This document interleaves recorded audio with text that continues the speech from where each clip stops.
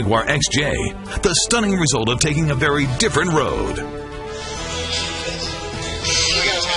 And there's the famous Santa Monica Pier, which I'm sure has been a busy place here lately in Southern California because the weather has been spectacular. Watch this game and over 800 other live games on your mobile phone for the ESPN Mobile TV.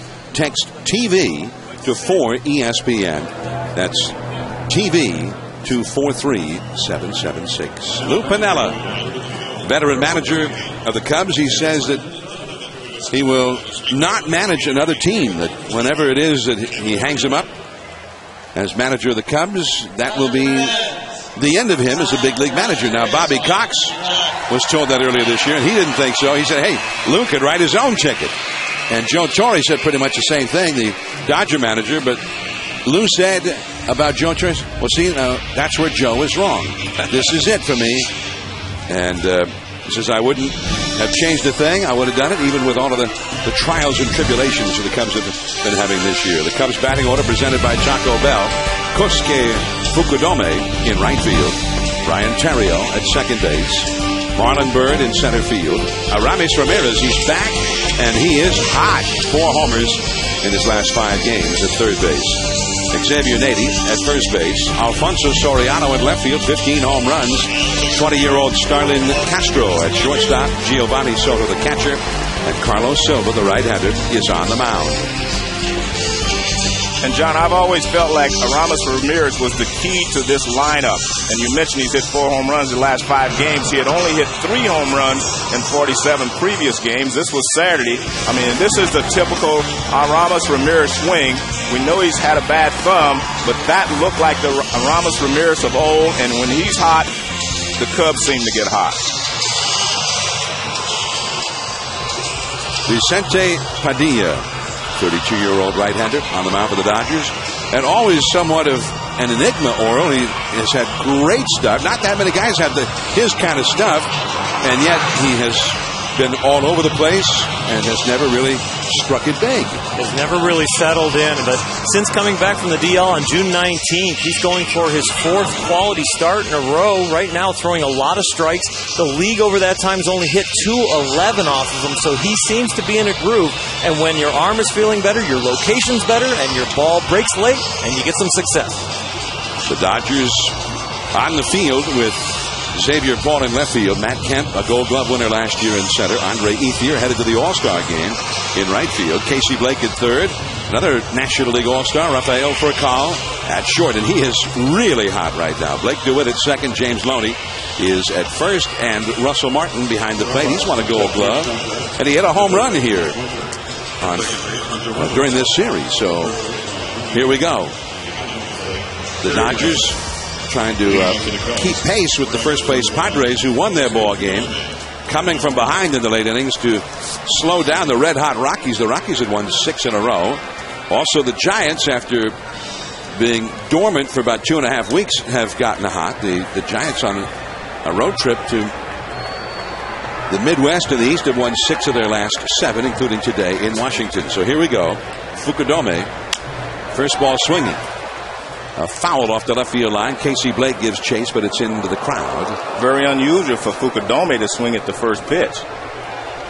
He's one of those guys that works the count and takes a lot of pitches. John, you were talking about Lou Piniella. I don't think Lou has decided on whether he wants to manage again or not. I think he was trying to give his team hope, like, I'm not going to quit on you. I'm not here. I'm going to finish this out. And you mentioned the fact that if the Giants were dormant for a while, they got hot. They're back in the race. That's a foul out of play. And listening to Lou before the ball game, he was saying the teams that are in front of him, meaning St. Louis and, of course, the Cincinnati Reds, he said they got hot and ran to the top. He said if we can get hot, that proves that we can get back into this race. But you have to get to 500 first. That's his key, getting back to 500. James Loney got a tough hop. Nice soft hands. Padilla gets the put out. 1 away. Well, the key on this ball, what made it such a tough hop, Joe, is that top spin. When Fukudome pulls this ball, he fouled 2 balls off to his left, but then he pulls this ball, rolls over top of it, And Padilla does a nice job getting over there. Very routine for the pitcher, but for Loney, no. Good play. Well, I think he's going to win some Gold Gloves. He is a guy who's very slick over there, much like his current hitting instructor, Don Mattingly, was for many years with the Yankees. Now at second base, DeWitt throws out Ryan Terrio. So Terrio was not up there very long. And the Cubs are very aggressive coming out here against Vicente Padilla. You mentioned about Piniella, and I think it's such an easier way for him to get through the rest of this year talking about retirement compared to, yes, I'll probably be moving on to another organization. He doesn't then have to answer all those questions and have a distraction for his club as they try and chase down first place. Marlon Byrd headed to the All-Star game, which is about a 35-mile drive from here down the I-5. Byrd is hitting .317, 9 homers, 27 doubles, 40 batted in. And back to the screen. Well, every pitch Padilla has thrown so far has been a strike, and the Cubs have swung at all of them. 2 down, nobody on. Aramis Ramirez on deck would be next. Byrd, who had been with the Texas Rangers and had really a breakout season last year with the Rangers, and he's done real well for the Cubs. Now Padilla misses the strike zone. A ball and 2 strikes. Now this is going to be probably similar to the All-Star game on Tuesday night. A night where the hitters are going to eventually have to contend with the shadows of the late afternoon, early evening. That's a foul.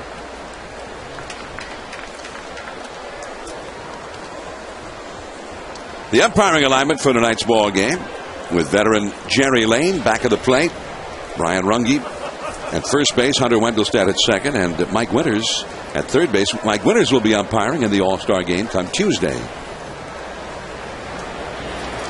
Struck him out with the high hard one. Just put him away with the heat. So now Carlos Silva to the hill for Cow, Kemp, and Ethier. 2 National League All-Stars coming up.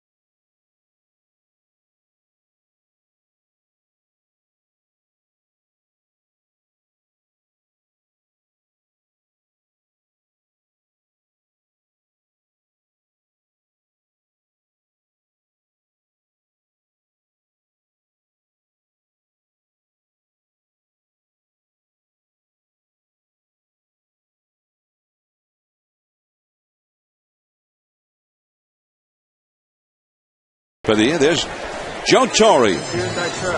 And let's take a look at the batting order turned in by Joe. Brought to you by Taco Bell. Rafael Furcal. And he has had a difficult year, but he is on quite a roll right now. And it got him into the All-Star game at shortstop. Matt Kemp in center field. Andre Ethier, he's also headed to the All-Star game. He'll be a starter for the National League. James Loney hits cleanup at first. Casey Blake at third base. Xavier Paul in left field with Manny Ramirez on the disabled list. Russell Martin, the catcher, and Blake DeWitt at second base. Vicente Padilla is the pitcher, batting ninth. Andre Ethier going to the All-Star game, the second most votes for outfielders in the National League. Really become a fan favorite here in L.A. Has battled through injury, but still second in the league in hitting at .324. 0-1 to Furcal from Carlos Silva, and that's one thing that's pretty steady. Most often that first pitch will be a strike. That one is just off the outside with a fastball. 1 ball and 1 strike. The one thing, Rafael Furcal will hit the ball out of the ballpark. He's hit 26 leadoff homers. That ball is crushed. A liner off the base of the bullpen gate. And Furcal with a stand-up double. Well, one of the things I told you at the beginning is he's not your typical leadoff hitter because he has a slugging percentage of over .513, and he hits the ball out of the ballpark, he hits the ball in the gaps, he drives in runs. He is a complete player. And that ball there, the reason he didn't have his 27th is we see this sinker that doesn't sink well enough, that he didn't get it up high enough. It's more of a line drive, and he doesn't get it high enough to go over the wall, but he's on second with a double. Furcal has been hitting a lot of home runs here lately. 4 home runs in his last 10 games. And there's a ball inside to Matt Kemp, who also has started to hit now. Remember when we were here a couple of weeks ago, Kemp did not even play. And he sat out 3 straight days until actually Manny Ramirez got hurt in the 3rd day, and that's when he went back into the lineup. But he'd also had a meeting with Joe Torre and Don Mattingly, and apparently what was discussed was his approach at the plate, and his batting average shot upward almost immediately afterward. There's a changeup. Did he swing? No, says Brian Runge, the first base umpire. John, I think they discussed his approach to playing the game as well as just the hitting, as you mentioned. They definitely talked to him about hitting, but they thought that his approach in the outfield on the bases was not up to par. Remember, when we got here last time, he'd just been picked off at second base when he was a tying run against the Angels. So they just talked to him about playing the game, and he has responded very well. Well, right now, Matt Kemp wants to know what the count is, and the scoreboard had it 3-0, and then it was thought to be 2-1, but finally they've gotten it verified that it is 3-0. 3 balls, no strikes, and he gets a walk. Another thing that Silva does not often do, he does not often walk anybody. 2 men on, and here comes all-star starter Andre Ethier. The Cubs back of Carlos Silva. Soriano at left, Bird in center, Fukudome in right field, Ramirez and Castro on the left side of the infield, Terrio at second, Nady at first, with Giovanni Soto back of the plate. And here's a big test already. The Dodgers are a very strong offensive club, and although they miss Manny when he's not in there, as you might expect, they've got several other guys who can hit, and this is one of the big ones here, Andre Ethier, and he hits a foul right past Mariano Duncan, the first base coach. The Dodgers are averaging 4.8 runs a game, which is 3rd in the National League, and last year right around that same mark. So their offense has been consistent. This year, really the starting pitching has let them down, and they've had to battle through some injuries this first half. He got the 2nd most votes among National League outfielders to make the ball club as a starter. 0-2 the count to Ethier. He was off to a monster start until he had the freakish accident where he fractured the small finger on his right hand. That put him on the disabled list. And then he was not hitting well after they fitted him with a little bit of not a brace, what do you call it, a splint. And he was able to start hitting again, but he was not hitting well for a long time. And down he goes.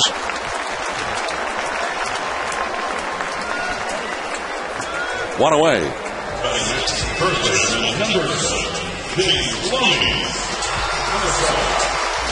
Well, Silva has been outstanding this year, and it's because of this pitch, the changeup. When Larry Rothschild got together with him in spring training, he said, your changeup is too good to not throw more. It used to throw about 80% fastballs, now down to 55% fastballs, and mainly because of that changeup right there. Well, he got one big out, and he got it in a hurry. There's a drive deep in the right center field. Loney way back there, gone, a home run. Only the 6th home run of the year for Loney, but now is 62 RBIs. 3-0 Dodgers. Well, Loney is not your typical fourth-place hitter that hits the ball out of the ballpark, but he does drive in a lot of runs. This ball is up. It doesn't sink, kind of similar to the ball that Percal hit. Let's see if it's the same spot. Almost the same spot, right around the belt. Does not sink, and Loney just puts a charge into it. And people are often wondering why he doesn't hit more home runs, because he's a big guy, big, strong guy, and he just doesn't seem to pull the ball enough. Deep in the hole, off the bat of Blake. And a one-hop throw caught nicely at first base by Xavier Nady. Starlin Castro got the ball there in a hurry from very deep in the hole at short. Nice pickup there by Nady, because Number 30, he's outfielder by trade. Number 30. Long throw, bounces. Nice pickup. Perfect timing. That's a tough play from deep in the hole, even for a guy like Starlin Castro. Has a strong arm, but excellent pickup there at first base. 20-year-old shortstop. And that was the old Dave Concepcion kind of a throw that Concepcion came up with on the artificial turf. Yeah, he decided to do it on the turf, but a lot of guys are using it now on the natural surfaces. On the AstroTurf, it was perfect play. Xavier Paul up the middle, base hit. And Joe Torre really likes this young fella, John. He says he's got quick hands, which is what Joe Torre still thinks like a hitter, which he was. And he talks about his quick hands and how he's learning and how he's really progressing well in the minor leagues. James Loney, 3-run big fly out into right center field. And it's remarkable that that was only his 6th home run, because he's been among the National League RBI leaders all year. He was 8th in the league in RBIs coming into this game, and might have moved up a few notches, depending on what everybody else did. David Wright of the Mets began the day leading the league with 65 batted in. In fact, he and Ryan Howard tied for the top spot. Then Albert Pujols, Corey Hart, and James Loney right there with some pretty good names. All of whom have hit a lot more home runs this year than has James Loney. Russell Martin hit a home run here on Friday night, a 3-run shot to put the Dodgers ahead. His first home run in a couple of months. 1 ball, 1 strike. John, I looked at the Cubs, and you try to figure out what's wrong with them. Well, it's not their starting pitching. I mean, if you look at them, they've had 45 games where they have held their opponents to 3 runs or less. And the only teams that have been better at that are in first place. The Atlanta Braves have done it 53 times, counting today. San Diego Padres 47, and the Yankees 46. All of those teams lead their division. So it tells you it's strictly an offensive problem. Foul ball for the Cubs. Tough in-between hop there for Aramis Ramirez. And he did not field it cleanly, but no matter, it was a foul ball. The Cubs, with that strong pitching, and that has been a positive for them this year. As you say, all the teams who've held other ball clubs to 3 runs or less as often as the Cubs are in first, the exception of the Cubs. Well, yeah. The Cubs, however, their pitching has struggled, especially in the first inning of games. They have been outscored by an average of 2-1 in the first inning of games, and they're trailing 3-0 in the first inning of this game. Xavier Paul back to the bag at first.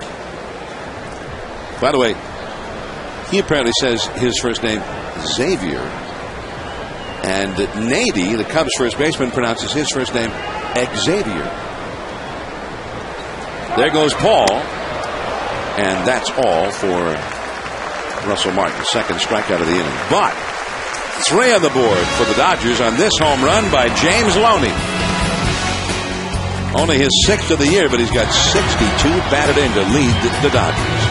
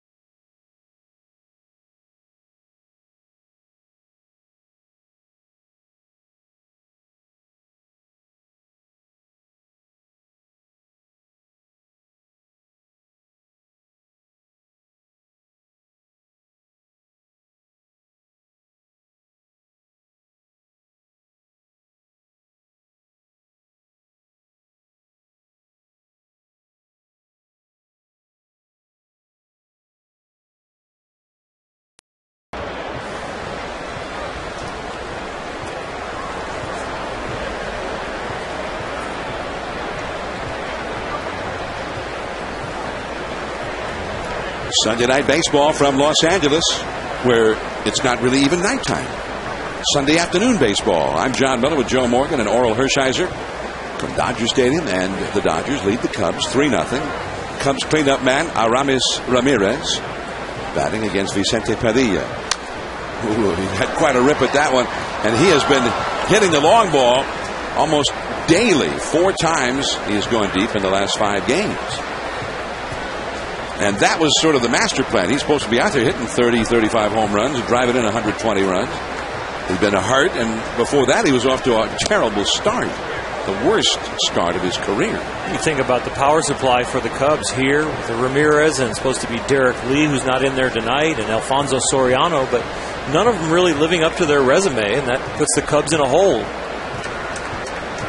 Xavier Nady on deck, and then Alfonso Soriano due up 3rd in the inning. Well, we're talking about, Ethier's hand injury and also Ramirez. That tells you how difficult it is to hit anytime you have a hand problem. You can get away with leg problems and still hit, but if your hands are injured, it's very difficult because you can't generate bat speed and you're not confident enough to let it go. Just off the outside. 95 miles an hour, and it had that little snap coming back to the plate. And Ramirez, had a wrist injury and a thumb injury, actually. And, of course, we talk about the pinky that Ethier had. Those are tough injuries to hit with. Andre Ethier out in right field. He'll be driving down the I-5. The home run derby is tomorrow night. Some of the entrants went deep today. Pre-derby long ball. And there's a ball inside to Xavier Nady. Right-handed batter who's got power. Although just 4 home runs for him. He's a young fan. Wants Joe's autograph. Probably Oral. He's a Dodger fan. Oh, here we go. That's in there for a strike. You met Joe Torre. Somebody named Joe. He just wants somebody named Joe to sign something for him. Xavier Nady, who has had, just the year before last, had an excellent year. Started with the Pirates, went to the Yankees later in the season. As he hits this one foul and out of play. Then he was injured. He had a shoulder injury most of last year.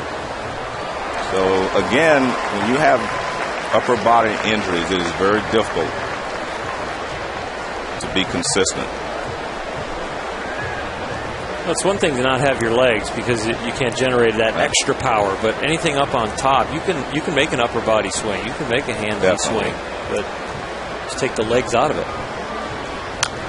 Fastball right in there, fouled, and he was very late on that fastball from Padilla.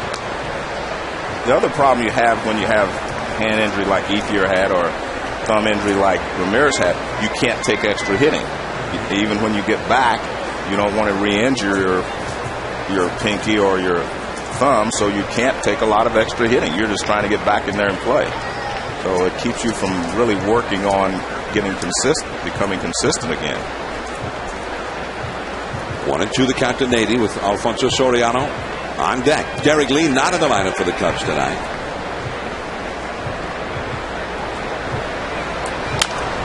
And we'll see them get 2 on this one for Cobb second. DeWitt the first, double play. Easily turned.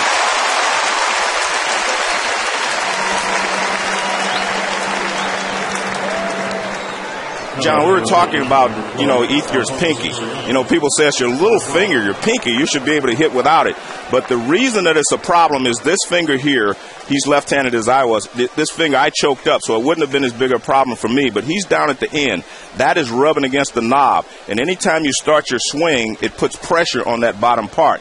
And your bottom hand, whether you're left-handed or right-hand, is really your guide hand. That's where you get the leverage to be able to hold the bat to a certain spot. Otherwise, the bat drops, the head drops, and you're not able to generate any bat speed. So holding the bat became a big problem for him because of his pinky. And he was also one of those guys, I talked to him, he was trying to bury this finger underneath. He took the pinky to try to put it underneath, but he didn't have enough arm strength to be able to do that. 1-1 the count. And Soriano way late on that fastball again. There are a lot of guys who hit, and they call it one finger buried. They put this finger underneath. But his hands were not strong enough that he could do it, and this still hurt him, he said. So he had to continue to hit like this. Now he says it's fine, and he's swinging the bat better again.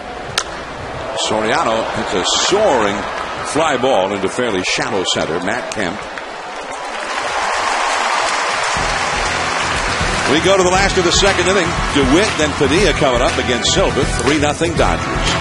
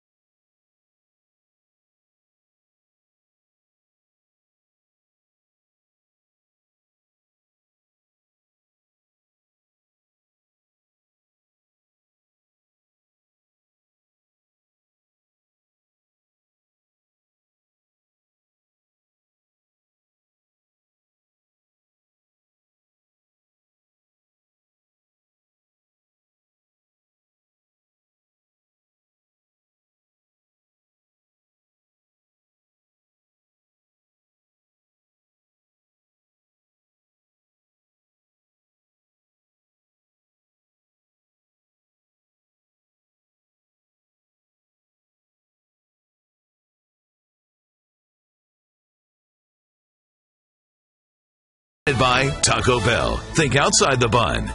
And in part by new Crown Royal Black. Extra bold flavor, legendary smoothness. Please drink responsibly. And the 2011 Jaguar XJ. The stunning result of taking a very different road. Southern California, beautiful weather here as we head toward the middle of July. And in baseball, they used to call it the Midsummer Classic, the All-Star Game. And we'll hope for a classic this year. There are a lot of things that surround the Midsummer Classic now. Used to be you made the All-Star team, you played on Sunday, you went to wherever the game was, took some batting practice, then the next night you played the ball game. Now, there's a lot of stuff that's already been going on down in Anaheim for several days. It's All-Star Week. That's a base hit for Blake DeWitt. And then you had the Futures game, which I believe is going on right now, still playing down in Southern California. And then tomorrow, the Home Run Derby. That'll be at 8 o'clock Eastern Time on ESPN. And the Taco Bell All-Star Legends and Celebrity Softball game. Yeah, where are you going to find any celebrities out here?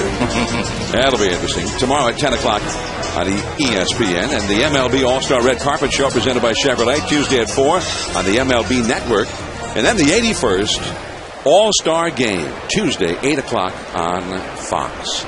Bobby V, time of the show. They are the best of friends. There's a bunt up the first base side. It's staying fair and finally picked up by Nady, and he tagged. No! The first base umpire, Runge, said he missed it. Well, that's what happens sometimes when you get too cute. When they're trying to give you an out, take the out. Lou Pinetta's going to come out now. I think Lou is just coming out, John, to protect his player, but let's take a look here. The ball is definitely fair when he picks it up, and he swipes at him, and the umpire says he did not, and he obviously did not run out of the line. He ran properly down the line to get to first base. And you can see the umpire was correct from my vantage point. Looked like he swiped at him, but he did not make contact. And the umpire was right there taking a look at it, so he felt like he didn't make any contact. I think our cameras felt the same way. I think Lou is questioning whether he ran out of the baseline, to avoid the tag, but it was obvious to me that he didn't. So Brian Runge, who comes from a long family of umpires. Shortstop, number 15, Rafael Furcal. I think he got it right. Yeah, I think he got it right, but it's interesting because Runge wasn't in as good a position as I thought he was to be able to see whether he touched him or not. He was still near the bag at first. He might have had Padilla between himself and the man trying to make the tag, Nady. Might have been obstructed from really seeing whether Nady made the tag by Padilla. But I didn't see any of our shots where it was obvious that he did tag him. Here is Furcal, the leadoff man, who ripped a double off the right field bullpen gate to start a 3-run first inning rally. He's got 2 men on and nobody out. And Furcal, right now, his bat is so hot. He came into this game hitting .333 for the year. He's been knocking in runs. He's been hitting with power. Chasing that high fastball and back out of play. I think that's what separates him from some of the other leadoff hitters, John. He can hit with power. It mentioned over 500 slugging percentage. He drives in runs. He has 35 RBIs, and he's missed 30 games. But he's also a guy that hits with power. He's not going to walk as much as some of your leadoff hitters, but he does help you produce runs. He's also, as the changeup misses very high, he's an excellent bunter. Right. So if you're not paying a lot of attention to that, all of a sudden he'll drop down a bunt. As Piniella calls, or rather Larry Rothschild calls the bullpen. Rothschild, the pitching coach for the Cubs, goes down and also signaled. He's caught. Well, again, nobody was answering the phone down there. Carlos Silva could have been a possible scratch for this start. He has a little pull in his right calf, and maybe Larry sees something in his delivery. The right foot is not really coming off and exploding towards home plate, and you really can tell when a guy is using his back leg as a brace and leveraging off the mound. If that leg is not coming back around, that means he's getting the weight off it very quickly. Mitch Atkins starting to throw now in the Cubs bullpen, and he walks him.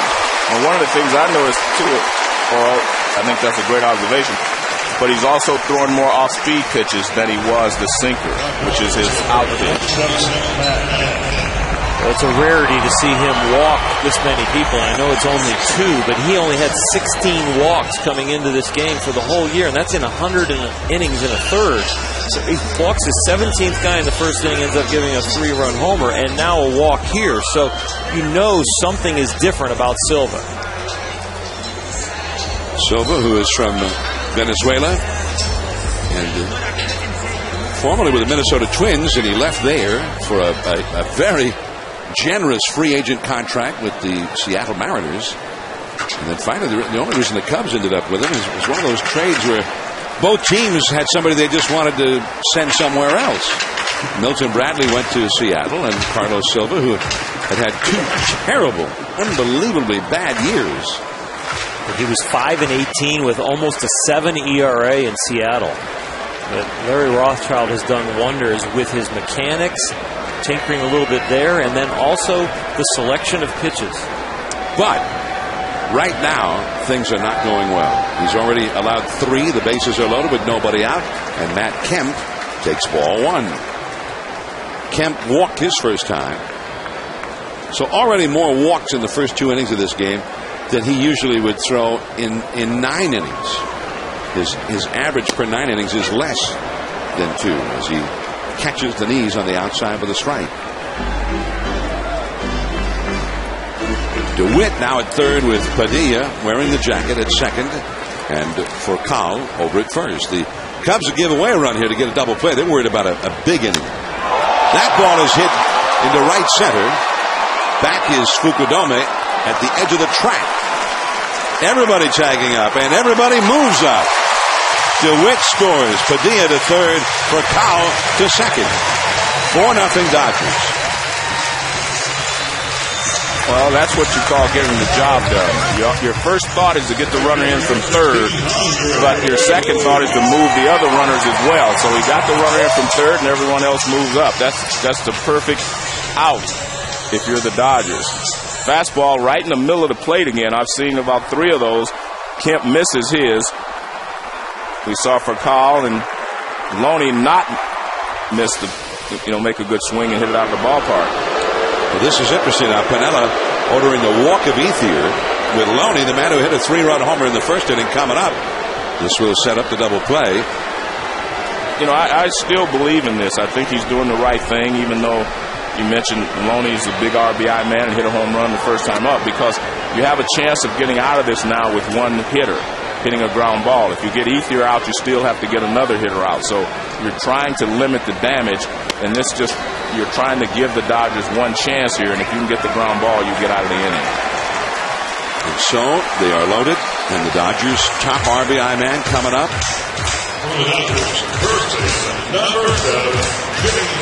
Now, James Russell has joined Mitch Atkins in the Cubs bullpen. Atkins, the right-hander. So here is Loney.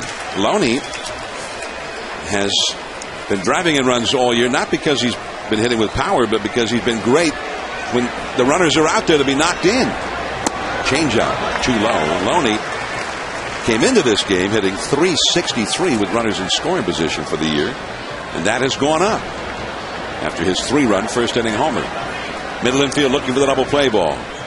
Another changeup. 2-0.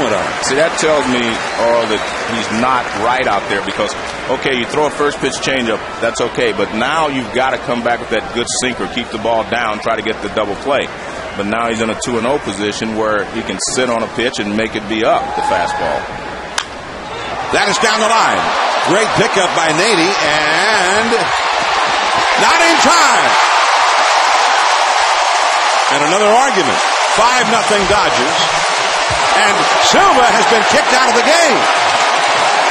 Well, I think the Cubs did have an argument this time, just looking from the naked eye.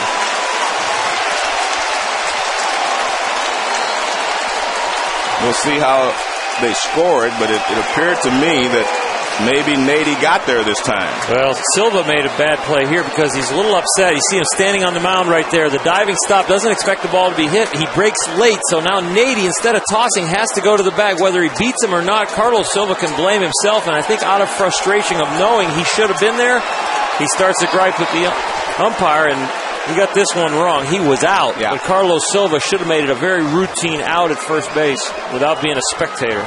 Well, I was looking at it with the naked eye, and I could see that it appeared to me that Nady got there first. And looking with the film, looking on tape here, you can see that he did get there first. And again, if you're Silva, you're standing there looking at this. You saw that he was out, and you're already having a tough inning, so it's hard. And Silva having some parting shots for first base umpire Brian Runge, who may have kicked him out of the game at about the same time Piniella was about to take him out of the game anyway. It's a 5-0 Dodgers lead. Mitch Atkins is coming in. The bases are still loaded with only 1 out, and Casey Blake coming up.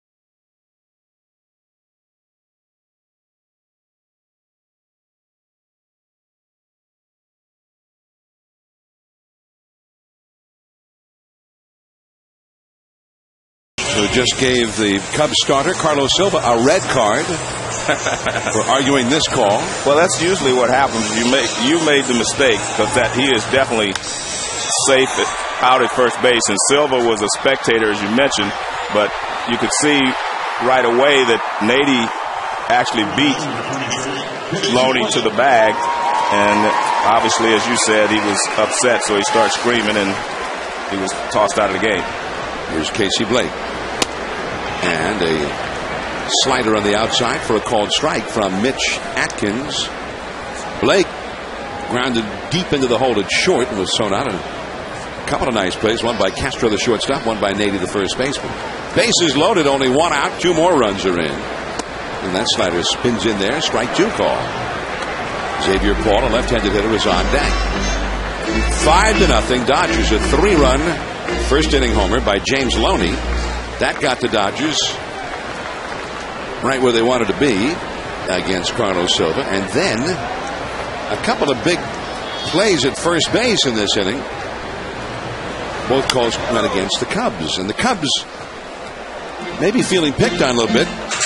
Carlos Silva's the 3rd Cub to be ejected in this series by this crew, including the manager Lou Piniella, who got kicked out yesterday by Jerry Lane. Marlon Byrd got thrown out in game 1 in the 9th inning on Thursday by Hunter Wendelstadt. Now Carlos Silva. But again, it looked like Silva was not long for this game anyway. Carlos Silva had a lot of things to be frustrated. The possible scratch in this start, with the tight right calf, not having his good stuff because of that, probably because he's had an outstanding year. First time he's had 9 wins going into the All-Star break, a chance to win his 10th in his career. First time he's been sub-3, and then he doesn't get invited to the All-Star game. So there was some frustration there for Carlos, and then getting laid off the mound, and he took that out on the umpire. But that is something that goes back from the very first day as a pitcher, right? I mean, you break the first base on a ball to the right side. Yeah, that should be something you do in your sleep, and that's why they start right from the first day of spring training. It's almost the way they train pitchers cardiovascular. You do more running from the mound to first base than you do almost any other kind of running. But we do see it. Yep. They become spectators sometimes. Yeah. So probably concerned about his leg and how he's about to throw the next pitch, and then just become a spectator because, I got a ground ball, but it might go down the line. Ooh, that was nasty. Sharp breaking ball from Mitch Atkins for the strikeout of Casey Blake. So the value of those 5 Dodger runs right now, because of the shadows you see as Casey Blake walks back to the dugout. Now the mound is in the sun, home plate is in the shadows. Those are 5 big runs, because the next inning or so, it's going to be tough for the hitters to see. And so you really have spotted them a big lead with the vision right now. Here is Xavier Paul, bases loaded. For Collin third, Ethier at second, Loney at first. And the slider is in the dirt from the tall right-hander, Mitch Atkins, in relief of Silva. But going back to the point about Silva not breaking the cover first base, and you guys had speculated he wasn't quite right out there with that calf injury perhaps bothering him. And that calf injury might have been the last thing in the world he was looking for, was to have to run over to first base all of a sudden. So I suppose there's room to wonder as to whether or not that calf injury played into his not immediately breaking over. Well, I'm sure he was frustrated too with the walks. He's been such a strike thrower this year. 70% first pitch strikes, leads the National League. So there were so many things that were kind of spiraling out of control that were distracting him. And that is a ball down and away. 2-1. Mitch Atkins, 24 years old, 6 feet 3 inches tall, from North Carolina. There's Padilla, and he's practicing. What's he practicing, Oral? He's trying to stay loose. He does that even right before he comes out. He'll do that 3 or 4 times with the towel to kind of add to his warm-up tosses out there. That towel drill has come into the big leagues sometime in the last 10 years or so, but we're seeing it more and more with pitchers. And you like that? I don't mind it at all. I tried it a little bit at the end of my big league career. I retired in 2000. I'd say the last 2 years I did some towel drills. It helps you with your extension and feeling a little weight in your arm. That is ball 4, and that's an RBI for Xavier Paul. For Carl, advances to the plate, forced in on the walk. 6-0 Dodgers.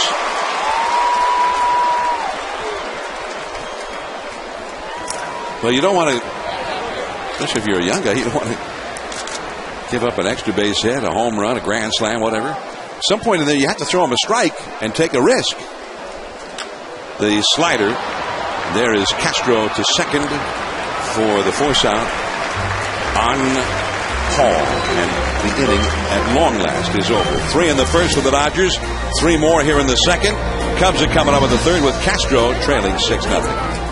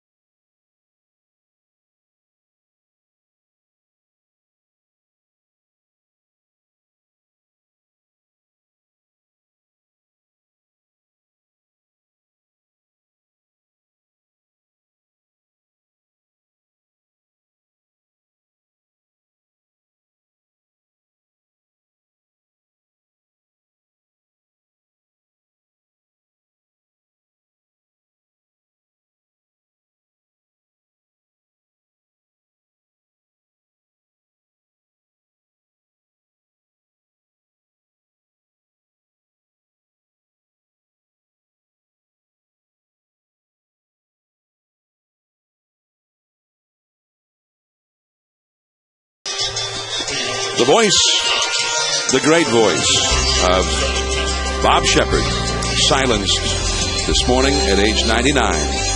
It was the voice of Yankee Stadium from 1951 through 2007. He was also the voice of New York Giants football games in the stadium for nearly 50 seasons. Bob Shepard, one of the great voices of the game and a legend at Yankee Stadium.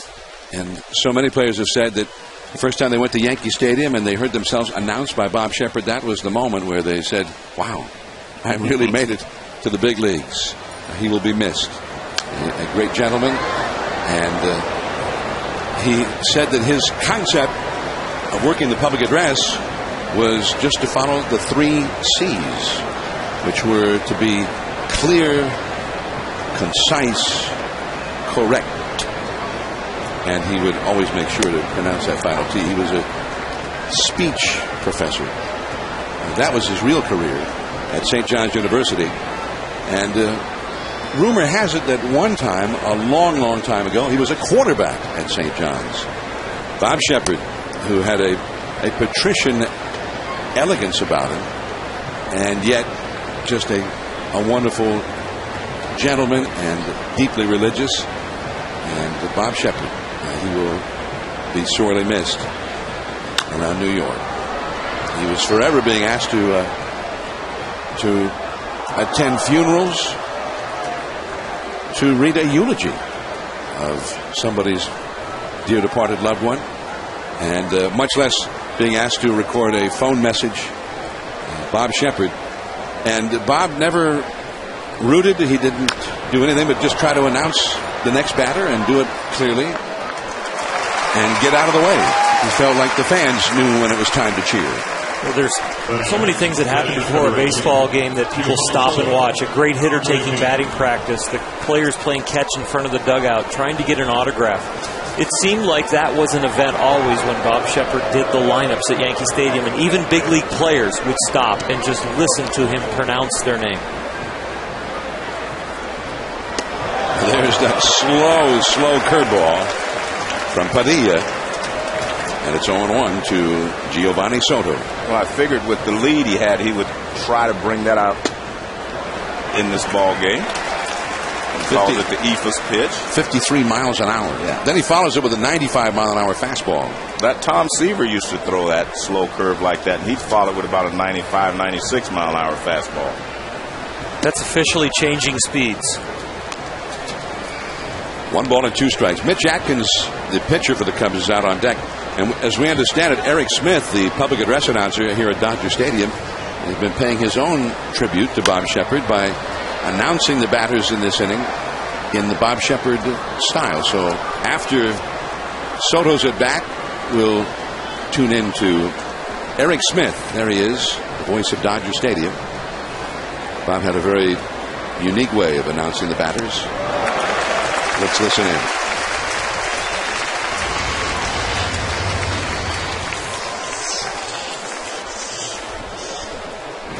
For the Cubs, pitcher, number 60, Mitch Atkins, number 60.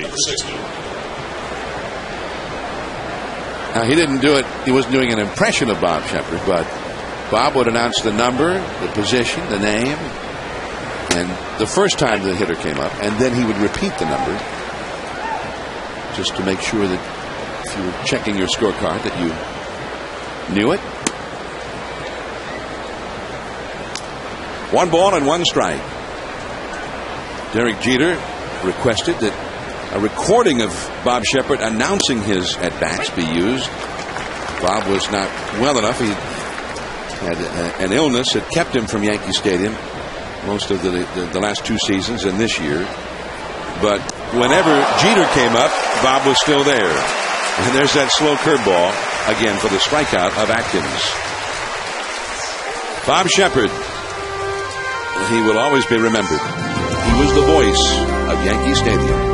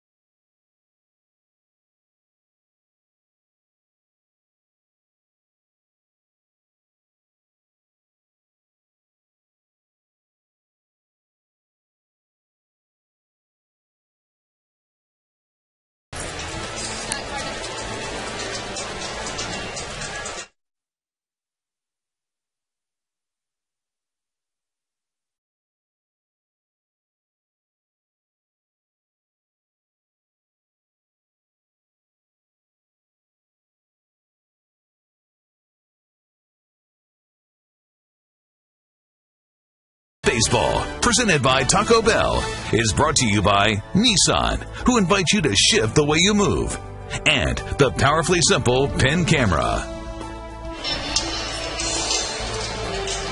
Sunday Night Baseball in Los Angeles. There's downtown L.A., not far from Chavez Ravine, where Dodger Stadium is located. And 35 miles down the I-5, there is Angel Stadium, where the All-Star Game will be held on Tuesday, and where tomorrow night the Home Run Derby returns to ESPN at 8 o'clock, and 8 of the best sluggers in the game will be swinging for the fences. 6 All-Stars who will be competing.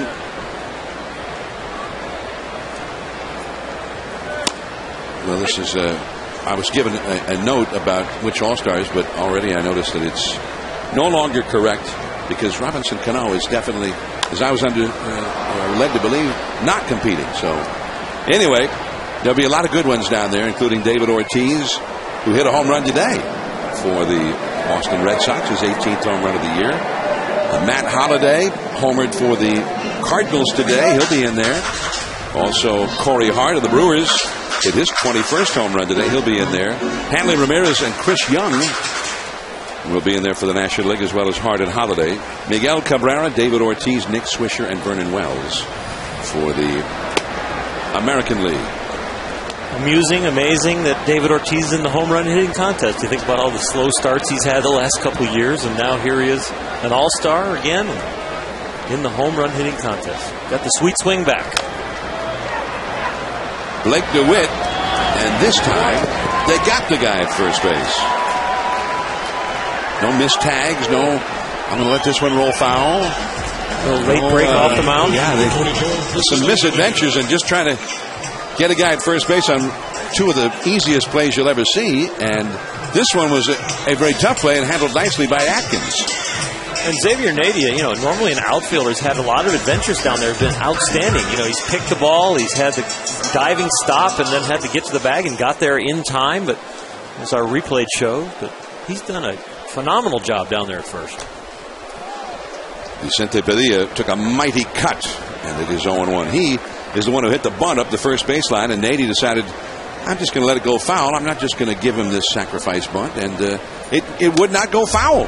That was his one mistake that Joe said. He tried to kind of finesse it instead of just taking the out. The one poor read that he's had so far. But when you see a guy come in from the outfield, first base is a busy position, and everybody thinks, oh, you can put anybody over there. It takes a lot of work, and especially the footwork. I remember they put Mickey Mantle there to try to protect his legs on the outfield. MLB.TV, baseball everywhere. Get over 100 live out-of-market games per week in HD quality where available on your computer. Visit MLB.TV for details. I have a feeling the end of that story was it didn't really help protect his legs. No, a lot of quick movements. Yeah, starting and stopping. Yeah, but not as much running as but in the outfield, center field. In the outfield, it's not really a lot of quick stops. You can run, like you said. And you get to run in a pattern. You know where the ball is kind of, and you're running almost in a straight line. But at first, it's run over to the bag, stop, turn around, twist your knees. Your spikes can get caught. You've got other players coming down on top of you over there. I remember when I broadcast Red Sox games, Carl Yastrzemski had been a great left fielder, a Gold Glover, now in the Hall of Fame.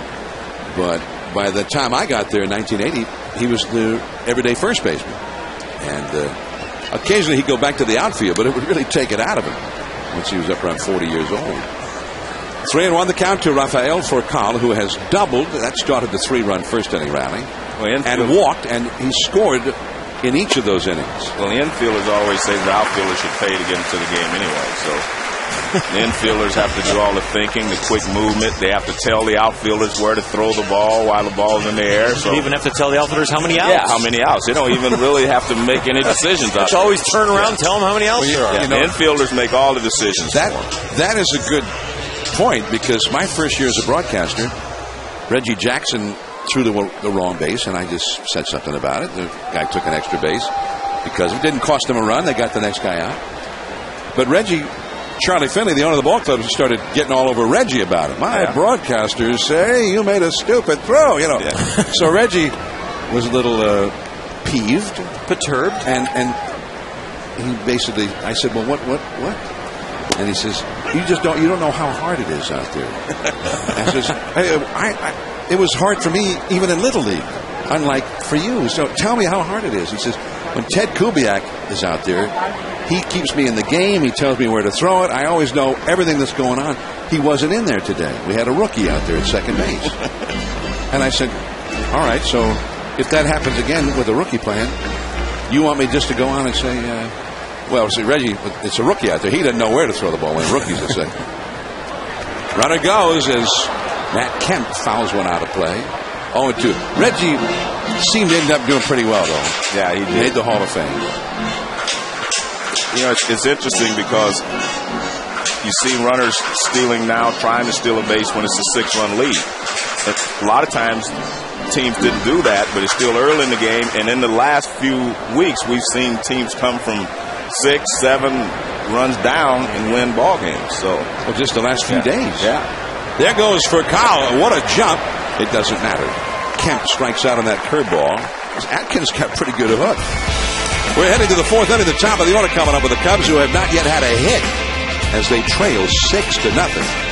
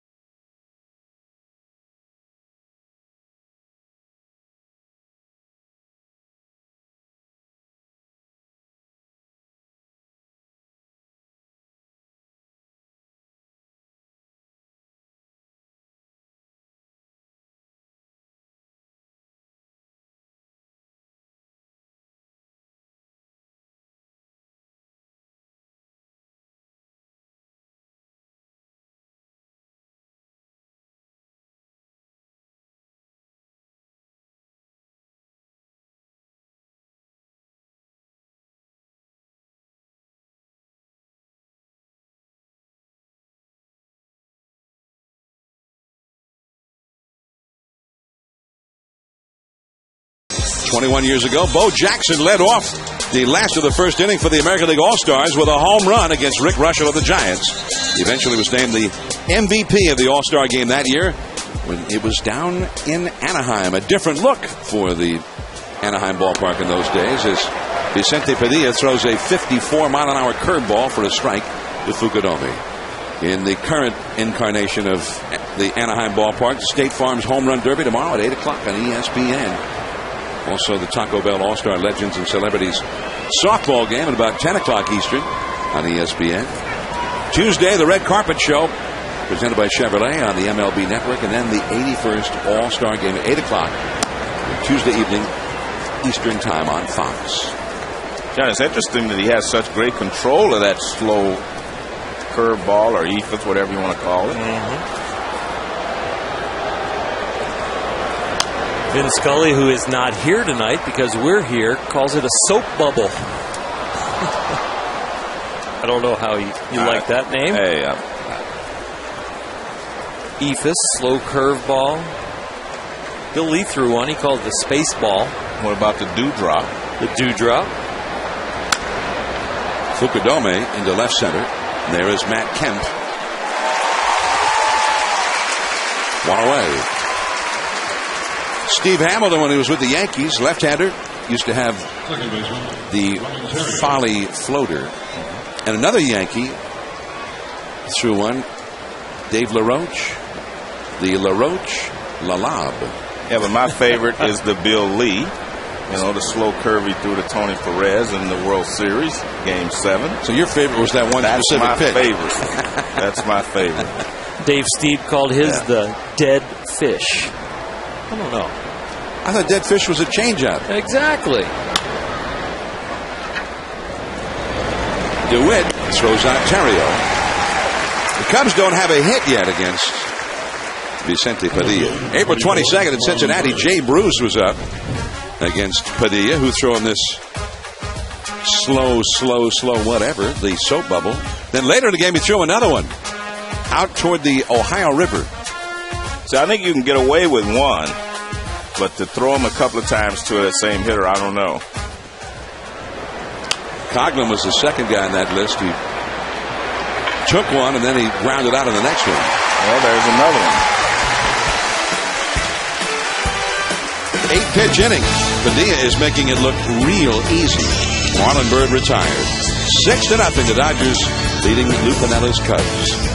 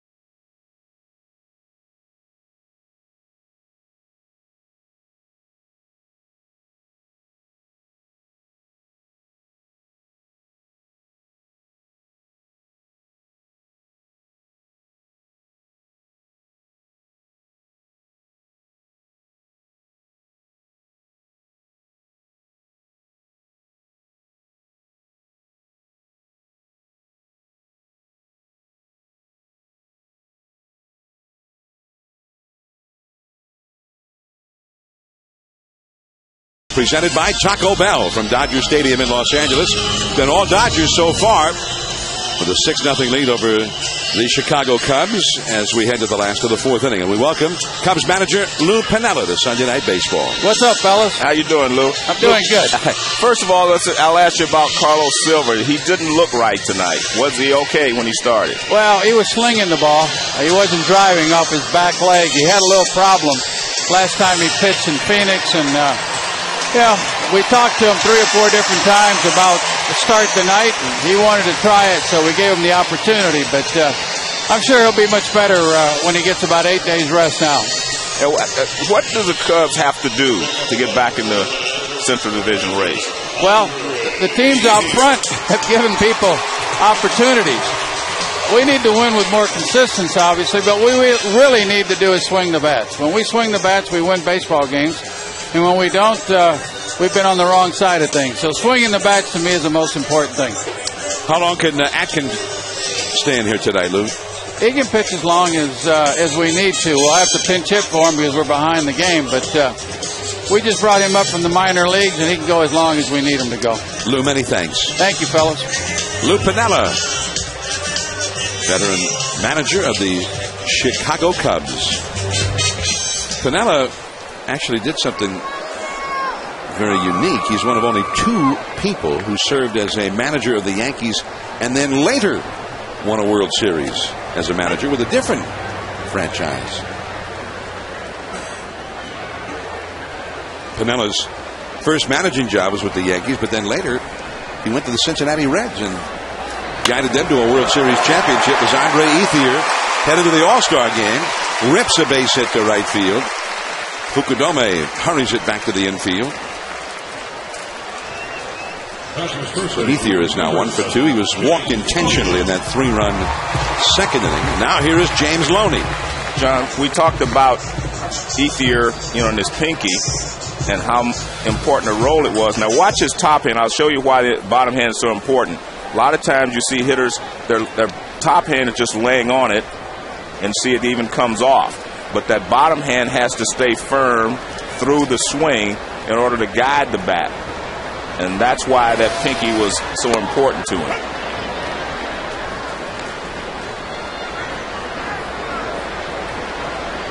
James Loney, who had the 3-run homer in the first inning of this game. It might have given Cubs fans a little bad dream of something that had happened a couple of years ago. A lot of people thought the Cubs had a real strong club in 2008, that they had a shot to go to the World Series. The Dodgers ended up sweeping them in the division series, and James Loney hit a grand slam against Ryan Dempster in Game 1, and that propelled them to a win in that game, and they never looked back.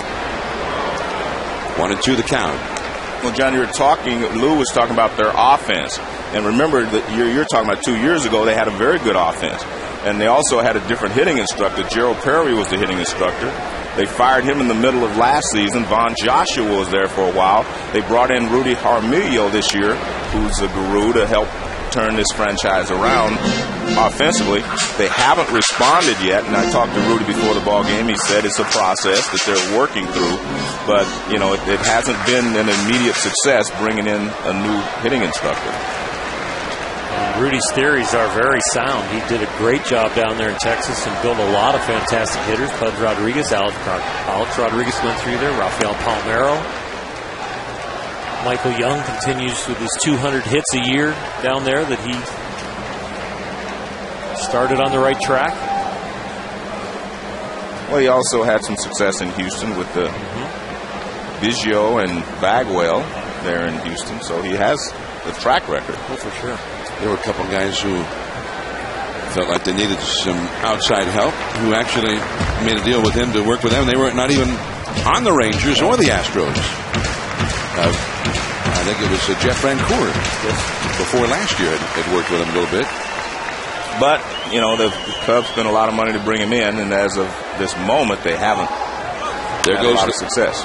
Ethier was running with the pitch and fouls it back out of play. Yeah, when I was pitching coach for the Texas Rangers, Rudy was the hitting coach. We'd get notes over to Rudy's locker. Just kind of, can Rudy call over and tell us what he sees on certain guys? They'd seek him out. The phone in the coach's office would ring, and it'd be a player from the opposing team. And every once in a while, Rudy dropped a little advice on him, but he'd wait till the last game of the series. There goes Ethier again, and it's ball 4. Soto came up ready to throw, but called a ball. So another walk. That is the third walk allowed by Atkins and the 6th allowed by Cubs pitching in these first 4 innings. 6-0 the score, and this is trouble for young Mitch Atkins. 2 men on, and nobody out, and Casey Blake coming up. And there's James Russell, the left-hander, getting ready in the Cubs bullpen again. By the way, you mentioned Biggio and Bagwell. And Jeff Bagwell, who got some tutoring from Jaramillo, the Cubs hitting instructor now at one point. Today, Jeff Bagwell was named the Astros batting coach. Correct. So Bagwell, who stayed in the organization after retiring as a player, can put the uniform back on and go back down to the dugout. And the offensive part of the game has not been there for much of the season for the Astros. A foul ball by Casey Blake, who was grounded to short and struck out in this game. 1 ball, 1 strike. 2 men on, nobody out. The Dodgers ahead, 6-0. The infield is almost entirely covered in the late afternoon shadows now. Both the pitcher and the hitter in the shadows. But the ball does tend to reflect off that hitter's backdrop, that tarp out in center field. But I think it's easier to pick up from a right-hander because he's coming out of the shadow of that backdrop. As Oral said last time, a left-hander is coming off the shiny part. But a right-hander is definitely coming from the darkest part. So he has with a right-hander, it's easier, not easy, but easier to pick up the ball than it would be against a left-hander. 2-1 the count to Blake. Did he swing? Yes, says Brian Runge. We started this game at 5 o'clock Los Angeles time. That's when the ball carries the best here. Usually during batting practice is when this is an offensive park. And so the 7 o'clock start, which we're creeping up on now at 6:30, the temperatures in LA start to cool down. The ball doesn't carry as much. And now we've also got the glare out there. 2-2. We definitely had the 5 o'clock hitters out here in LA because the ball would carry really well during BP, and then all of a sudden these guys were hitting to the warning track instead of in the seats. That's always been a characteristic of this ballpark. 10 to 15 degree drop when the sun would go down. Although I don't know that was always true for the Big Red Machine. No, not George Foster, Johnny Bench, and Tony Perez. And when they hit them, it didn't matter. So even if the sun was down, it got cool. Didn't matter. Whoa, boy, that pitch. That looked pretty close there on the inside. 3-2. I still think the hardest ball I ever saw hit was here by George Foster. He had a line drive one day, and it definitely looked like the shortstop was going to catch it. It hit the top of the wall in left center.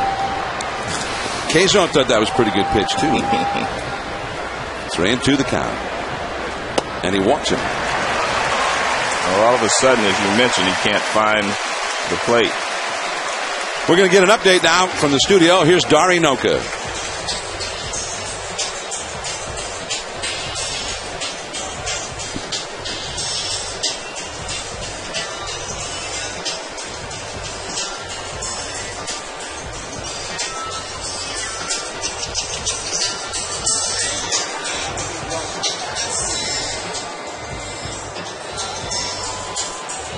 All right, Dari, thank you. The Dodgers could move back ahead of the Rockies with a win here tonight. They are leading 6-0. Mitch Atkins departs. The bases loaded. James Russell coming in.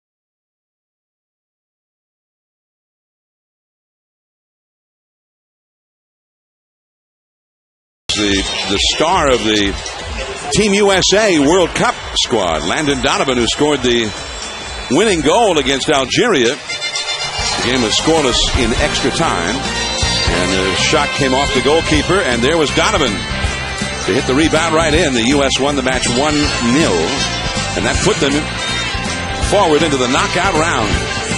Now he has been nominated for an ESPY for Best Moment, along with Phil Mickelson for winning the 2010 Masters after his wife Amy, battling cancer, was there to root him on. Joni Rochette, a Canadian figure skater, the Winter Olympics, and she won a bronze medal after her mom had suffered a fatal heart attack at the Games. This is the reliever, James Russell. Curveball for a swinging strike by Xavier Paul. Also, the New Orleans Saints, Super Bowl in Miami, more than 4 years after Hurricane Katrina devastated New Orleans. The Saints beat the Colts in the Super Bowl. That was a pretty good moment for the beleaguered people down in New Orleans and in that part of the country. One ball, and a very uplifting moment for them. 1 ball, 1 strike to Xavier Paul, who's had a single and a walk. The ESPYs coming up on Wednesday night on ESPN. Bases loaded, nobody out. 2-1 the count. James Russell, whose father, Jeff Russell, pitched in the big leagues for a long time. Started with the Cincinnati Reds, and then went to the Texas Rangers. He was the closer for the Rangers for many years, and a good one. His nickname was the Animal. He had some annex out there on the mound, threw very hard. This is a double play ball to Castro. He had a hard time getting it out of his glove, but they still get the double play on the turn by Terrio. Scoring is Ethier, going to third, Loney. 7-0 Dodgers. Well, they've turned a double play here, but it wasn't pretty. As you see, both guys had trouble handling it. but they were able to get the runner at first base. The ball was hit so sharply that they were able to turn it. Starlin Castro there. Ontario. So 2 down, a run in. Here is Russell Martin, runner at third. Loney. Strike 1 on the outside. James Russell went to the University of Texas, which has produced a lot of big league talent over the years. 0-1 the count. Russell Martin has struck out and grounded into a force play. That is foul. Sounded like he cracked his bat. You know, both Russell Martin and Giovanni Soto have had to come back after having great starts to their career. Soto, of course, was Rookie of the Year, and now he's starting to come around. At least the Cubs think so. And Martin has been struggling as well after a great rookie season.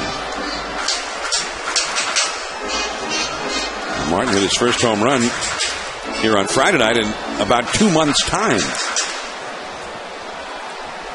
7-0. The Dodgers lead the Cubs in the last of the fourth. They got 3 in the first, 3 in the second. 1 so far here in the fourth. Mitch Atkins left with the bases loaded here. And Russell trying to keep a few earned runs from landing on Mitch Atkins' record. 1 run already in, but they got the double play. Atkins just recently, as Lou Piniella told us, up in the minor leagues, but he walked 4 in 1 2/3 innings.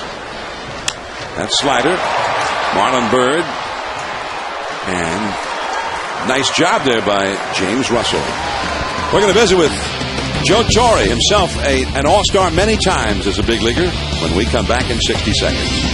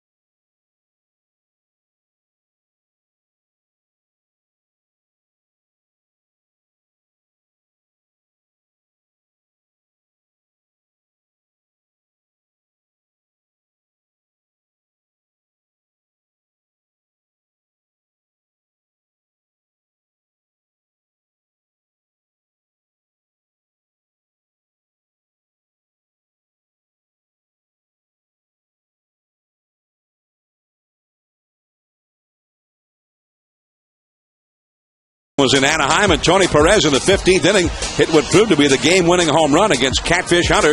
A victory for the National League. The starting catcher for the National League in that All-Star game is now the manager of the Dodgers, Joe Torre. What do you remember about that game all those many years ago, Joe? Well, I remember it was the first night game. We started about the same time we started this game, and Ed Runge, who's the grandfather of Brian, who's umpiring at first tonight, he was umpiring behind the plate, and Yastrzemski come up early in the game, and it was a pitch off the plate, and he called it a strike, and Yaz said, Eddie, I think that's outside. And Runge didn't say anything. And then after Yastrzemski struck out, Runge said to me, I don't know why these guys complain. They know my strike zones. After that, I just moved off the plate, and there were a lot of strikeouts in the game. Joe Orel here. Rafael Forcal, your all-star also. He's on base 3 times tonight. That really helps your lineup. Well, you know, Orel, you know as well as I do, you're a pitcher. You get that first guy out in the inning, it means so much. And this guy has so much to offer. You know, he can steal a base, he can hit a home run, extra base hit guy, and he's feeling good. That's the best news for us. Joe, many thanks. Okay, guys. Joe Torre, who this year, during the All-Star break, will just have a break. He's not managing, he's not coaching. Just gets to relax with his family for 3 days. But 4 of his Dodgers will be headed down the 5 freeway for the All-Star game come Tuesday night. Vicente Padilla is pitching like an All-Star tonight as he faces Aramis Ramirez, who fouls one out of play. The Cubs don't have a hit against Padilla. He said when he came back from the disabled list, he felt more relaxed. I mean, which is unusual. You feel more pressure normally. to perform and make up for the time you were out. But he said he's been more relaxed since he's been back, and that's one of the reasons he's pitching so well. Here's for Kyle. And Ramirez, who walked his first time, the only come to have reached base, rounds out this time. He reached base, but he wasn't there long. The next batter, Xavier Nady, grounded into a double play. So far, Padilla has faced the minimum number of hitters. There is the proof of what you're talking about, Joe. Padilla before the break and after has been an entirely different guy. Well, as Oral knows, and I know from playing in the big leagues, if you can go up there and be relaxed, it helps you to do your job. A strike to Nady on the outside. 37 of the 49 pitches he's thrown tonight have been fastballs, too, and we've seen that eephus, so he's got him going hard and soft. And the thing I noticed the most as a pitcher is watching his rhythm tonight. Just get the ball, get back on the mound, get ready to throw it, and then once he starts his delivery, it just seems like he's in such sync. 2 strikes to count to Nady. Alfonso Soriano on deck. Ooh, wow. Slider and ruled a swing by Brian Runge. Grandfather, it was Ed Runge, as Joe Torre mentioned.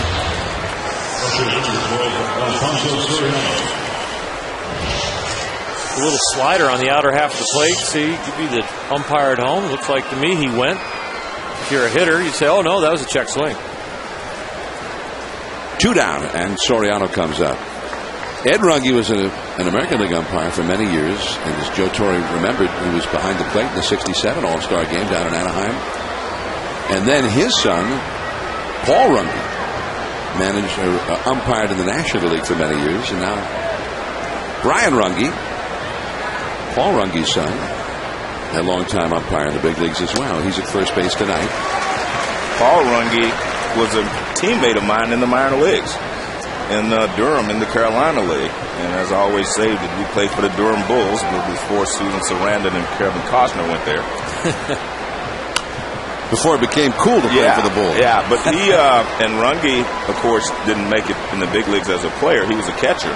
He didn't make it in the big leagues as a player, but he became a great umpire for a long period of time. And at one point, he was supervisor of the umpires and so forth and so on. So he's been around for a long time, had a lot to do with this game.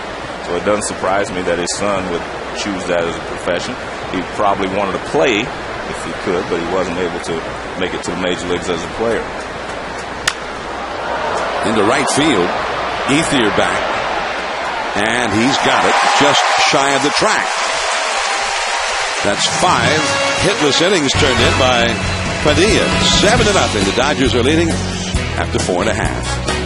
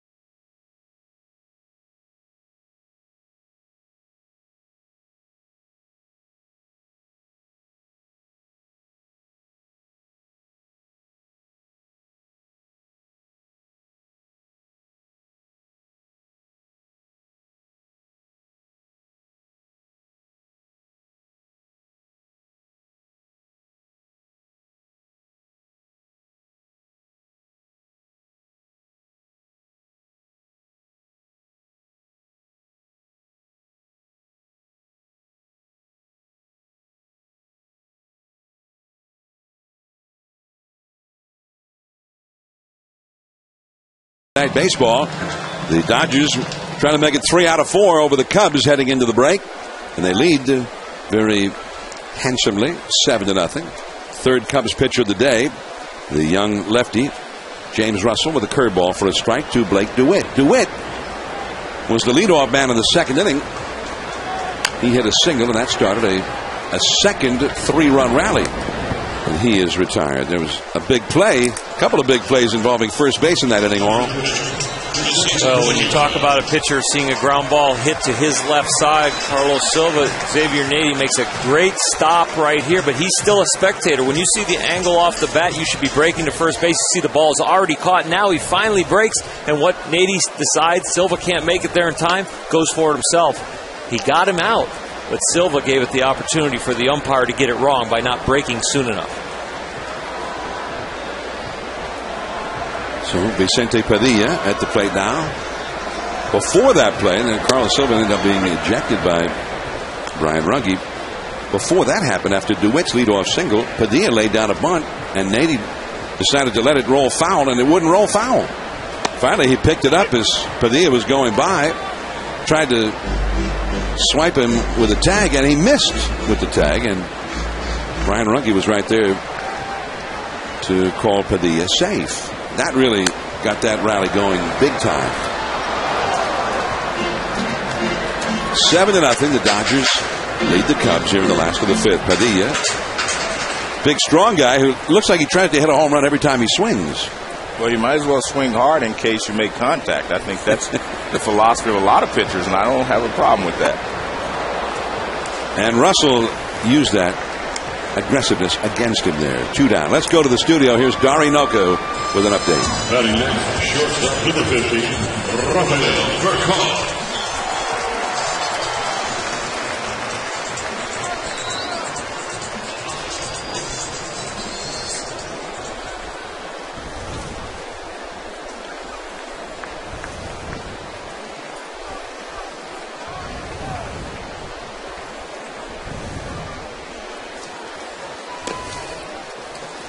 There are a lot of teams, John, that were looking for the break. I don't think the White Sox are welcoming the break. They'd like to keep playing. White Sox. Oh, we have to have 3 days off. What a drag. Yeah.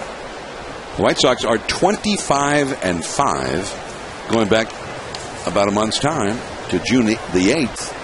When that stretch started, their record was 24-33. 9 games under 500. A lot of speculation about guys that were on that club that might be made available in trades, and they surely would be sellers and break up that team of underachievers. Then they started achieving. 25-5. That's pretty good. A Sandy Koufax-like number.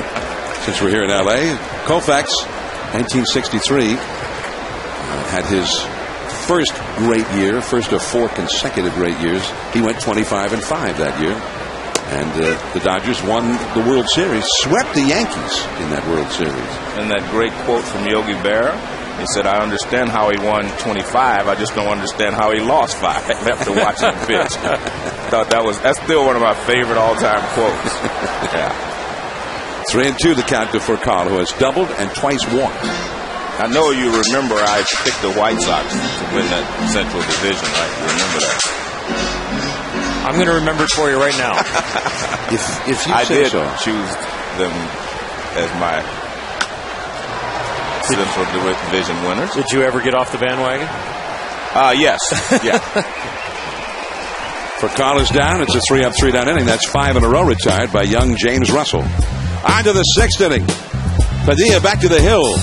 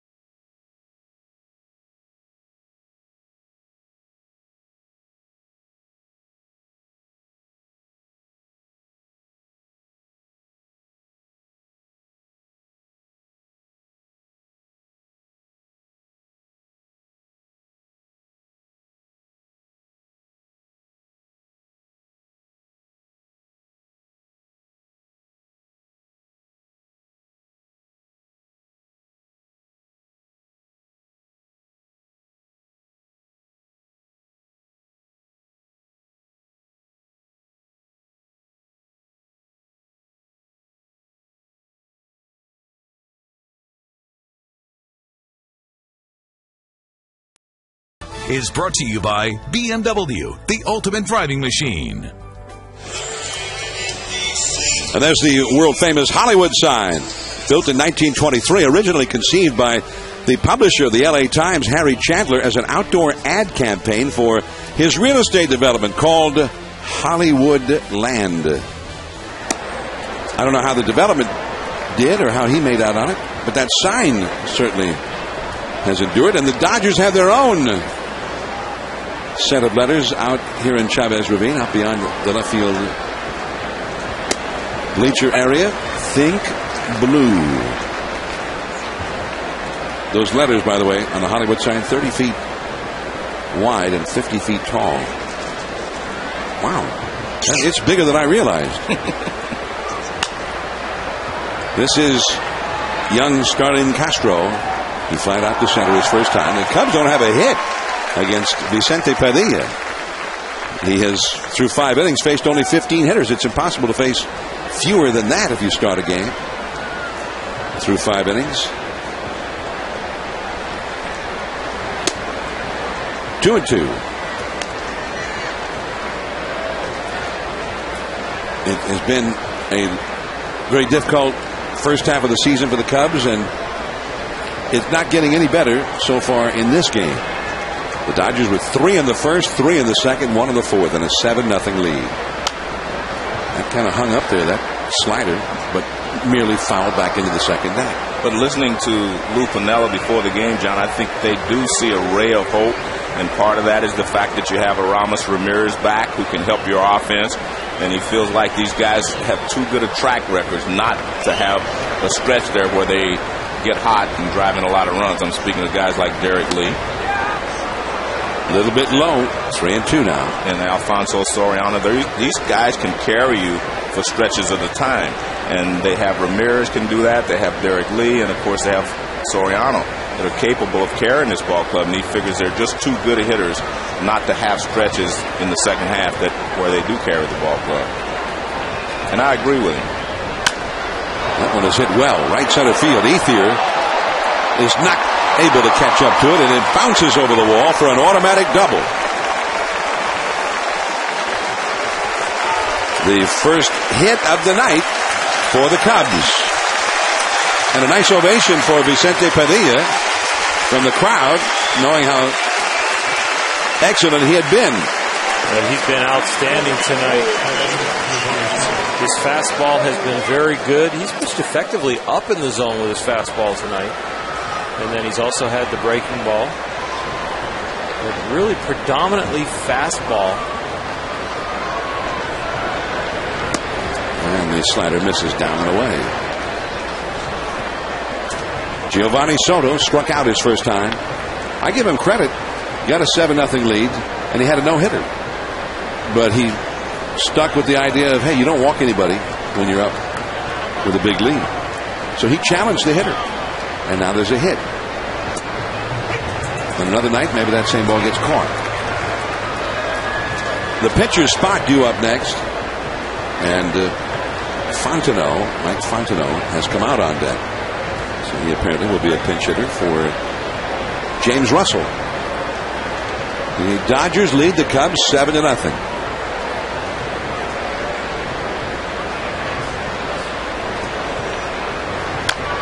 That sinker bounced foul. The thing that I really appreciate about Vicente Padilla's outing so far is the fact that he found something that was working and he stuck with it. You know, a lot of pitchers nowadays, they show their whole repertoire the first time through the order. Even in the first inning, they show everything in their bag of tricks. But if you find you're getting people out, that fastball can be multiple pitches. It doesn't have to be just a 2-seamer and a 4-seamer. When you change locations in and out with it, when you can pitch effectively up with it, now you can hold back your breaking ball. You can hold back some of your out pitches and go deeper into the game.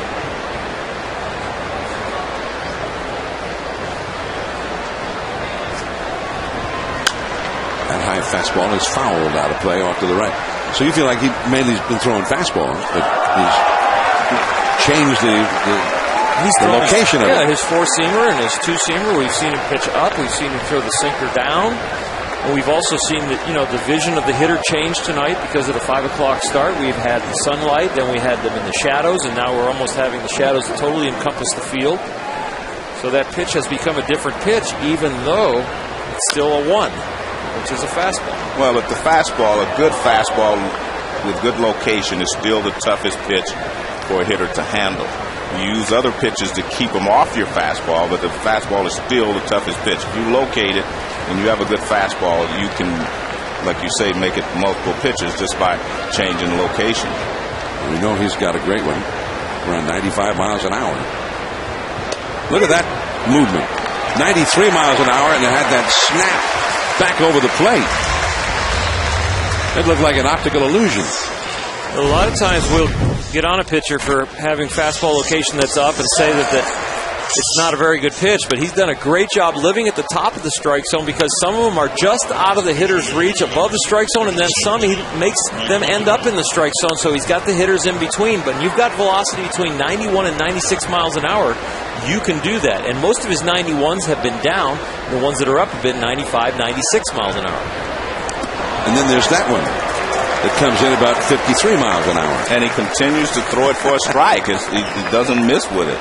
And the good thing about throwing it for a strike, Joe, is the fact that usually the hitter is taking that pitch because it's such a change from everything else that he's doing. So don't waste a pitch and get a strike with it, maybe even get an out with it. You're not trying to make him chase because you're probably not even going to get a swing. There's another one. And you can't Fontenot checking the back and make sure it's all still in one complete piece. He's way out in front of that one. John, the last at bat by Soto is kind of, I think, typical of what's happening with a lot of hitters now. We've seen a lot of pitchers dominate this year. You know, we've seen perfect games by Braden and Halladay. We've seen Jimenez and Jackson pitch no-hitters. And we've seen a lot of players go into the late innings with no-hitters, including today. And I think part of it is we see the hitters. There's such a thing in my mind as too much information. You know, hitters get all these statistics like we get, where it says, and generally he throws a fastball 2-1, or he throws a changeup or whatever. And you get hitters thinking along those lines, and too much thinking in the batter's box gets you in trouble. And we saw that. Soto had 2 strikes. He threw him a fastball right down the middle. He took it. That tells me that he was thinking about something else other than looking for the ball out of the pitcher's hand and then go and attacking it. But I think that's what is happening a lot. We're seeing that a lot more because there's so many statistics now that tell you he might throw you a changeup here, he might do that. And if that's in the back of your mind as a hitter, it causes you problems at the plate. Curveball just off the outside. You have to be completely void of looking for pitches. You have to find the ball out of the pitcher's hand and then to go get it. Because, again, too much information sometimes keeps you from really concentrating on what's important up there. It's paralysis by analysis almost. What's that? Keep it simple is what most hitting instructors will tell you. There's the real slow one, the 57-mile-an-hour one that time, and Fontenot grounds out to Blake DeWitt as Castro moves over to third. You know, it's very rare that we just really show a fastball down the middle taken, but with a 2-strike pitch. Joe, you look at this. This pitch never leaves the plate out of his hand. It is right down at the catcher's mask and straight there right at the beginning. You're so right. It wasn't a pitch that could have fooled him other than there was too much thought going on. Well, when you go in the clubhouse before games, every team now has the video set up, home and road. And they'll be studying pitchers, right, looking at their pitches from the center field camera, what counts they throw pitches, that sort of thing. That's it. Fukudome pops out to Furcal. Castro led off, hitting with a double, but he is stranded at third. 7-0 Dodgers. Kemp, Ethier, Loney, the big hitters coming up for the Dodgers.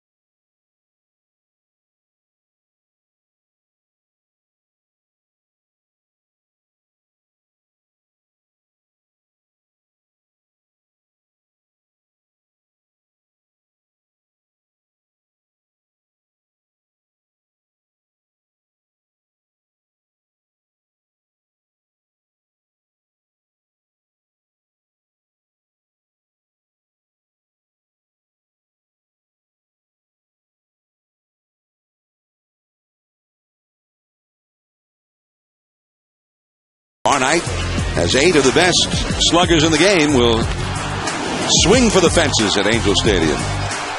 State Farm Home Run Derby on ESPN tomorrow night at 8 Eastern.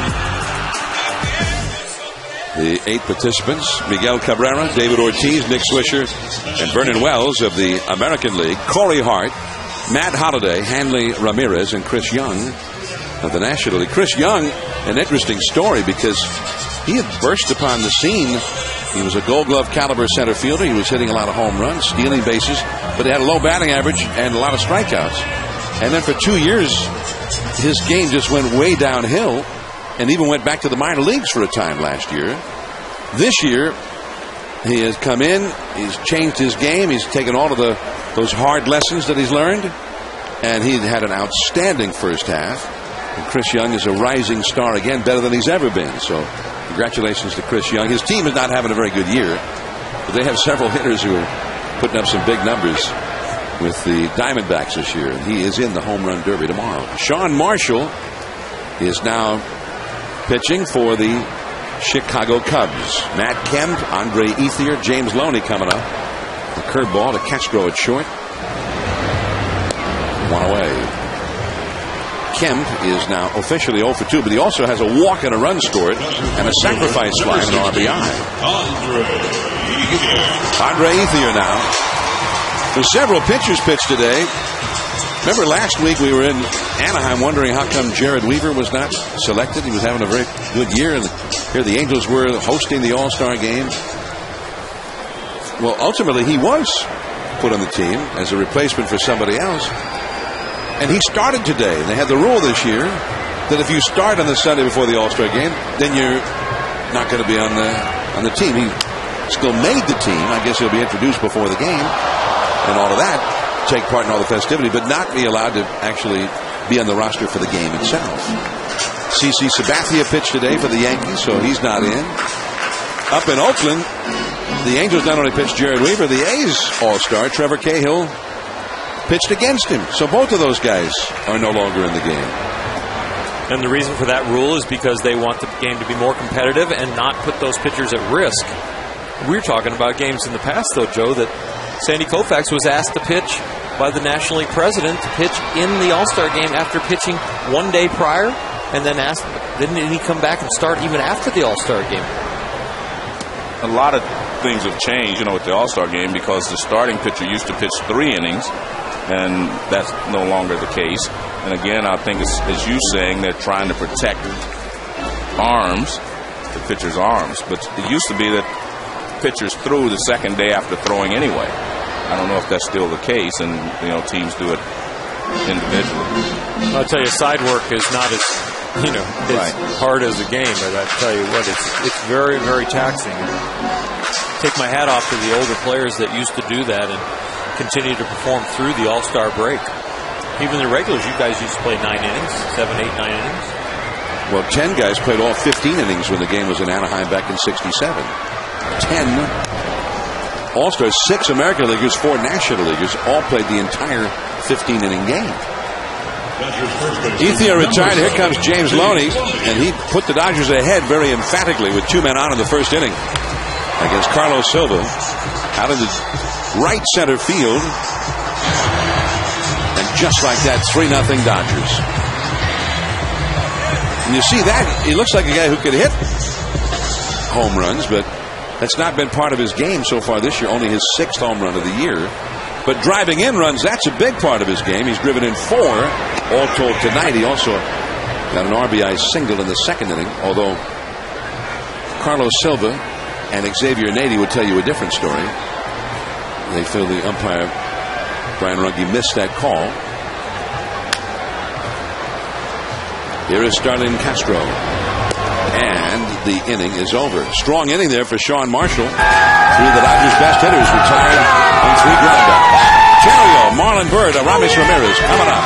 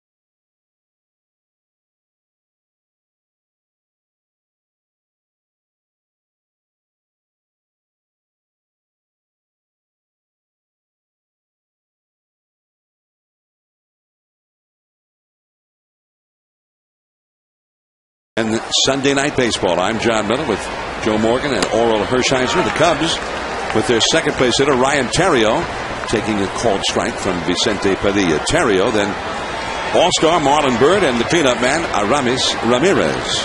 7-0, LA leading. Fastball away. 1 ball, 1 strike. Theriot has twice grounded out to the second baseman. John, we haven't mentioned Manny Ramirez, so I'm going to mention him. Manny's been out on the disabled list, and he will be activated the first day after the All-Star break, first game after the All-Star break. And Manny had just started to get hot, and there's a Manny look-alike, I guess. And he had just started to get hot, and I really believe the Dodgers are going to need Manny to have a good second half if they're going to stay consistent enough to win their division. On the right field line, that's a fair ball. Ethier gives chase. Theriot, who has lots of speed, easily into second with a double for the second inning in a row. The Cubs get a leadoff double. John, if you look at the second half and you're trying to pick a winner in the National League West, you look at the Dodgers, they are 23-6 against their own division. And ultimately, that's what it's going to come down to, how well you do against the teams in your own division, at the end of the season. Now, the other teams are going to have to start beating the Dodgers, or the Dodgers are going to win the division.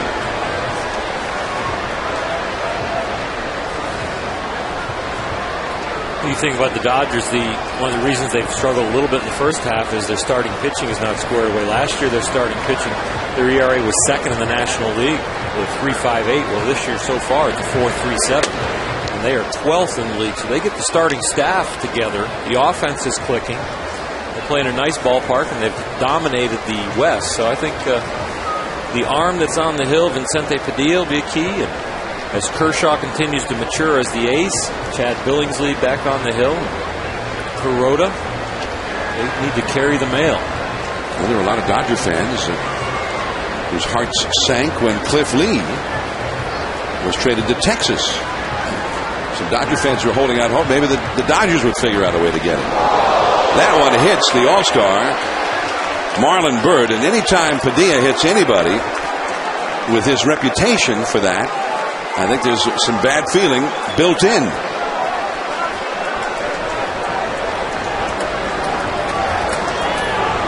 So Byrd very slowly goes to first base. He's going for a fastball, and it looks like it just kind of gets away from him.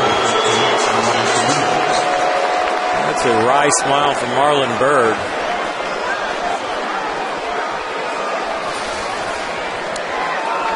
So 2 men on, and here is Aramis Ramirez. He has walked and grounded out to short.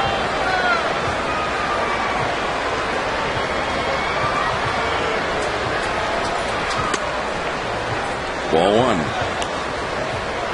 You were talking about Manny Ramirez. He injured his hamstring in a game against the Dodgers' arch rivals, the Giants, up in San Francisco a week before this, and it was an odd play. He went around second base and then ended up stopping abruptly and then made an awkward slide back into the bag at second and then called timeout, and the trainer came out and off the field went Manny. He somewhere in there had injured his hamstring. But he had been his hottest in that stretch for about 2 weeks that he'd been all year. That was right after we had seen the Dodgers here on Sunday Night Baseball 2 weeks ago when they faced the Yankees. I don't think he's going to be the power threat that he was before, John, because he stays on the ball longer and hits it left center, right center. But he's still going to be a guy that can drive in 2-out runners for you. He's going to be the guy that's going to get on base for you. So, again, I think he's going to be very important for them the second half. 1-2 to Aramis Ramirez. The fastball misses. Hung-Chi Kuo, the left-hander, is up in the Dodger bullpen. Another addition to the National League All-Star team just today.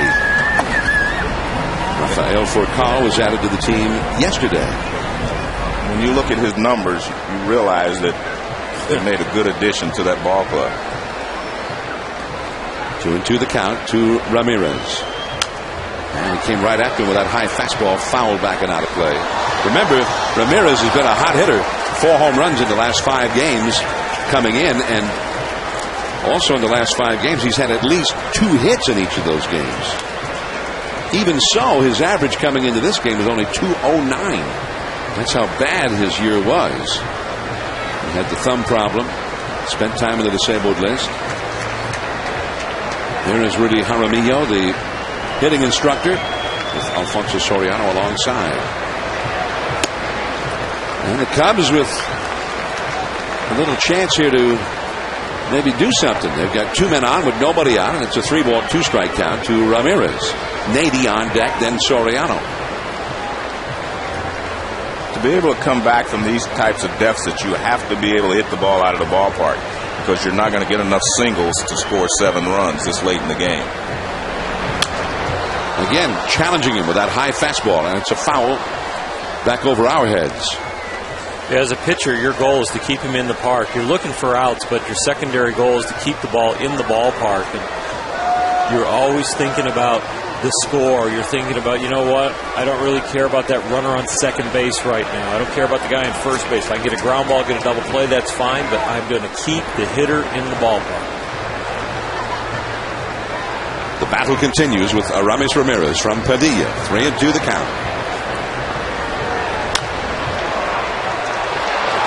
Caught by DeWitt. Back to second. Not in time. Terrio scurries back to the bag safely. There might be some people at home thinking that should have been an infield fly rule, but that has to be a routine pop-up, not something that would take a little extra effort, and that definitely did. If this ball falls in, the runners could easily advance. Even when it's caught, they can go about 1/3 of the way and make their way back. So no infield fly there.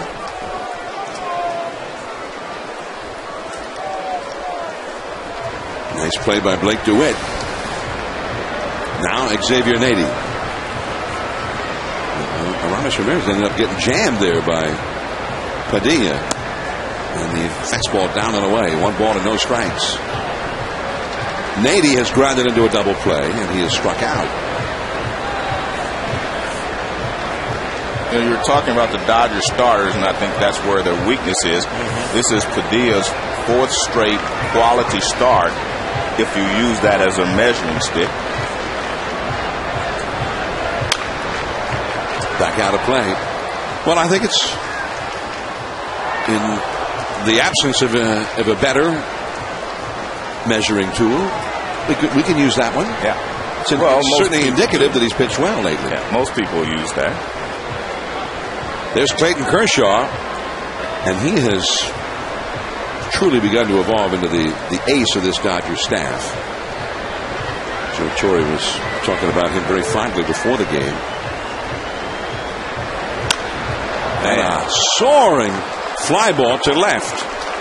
Xavier Paul, and over into left center to get the put out against Xavier Nady.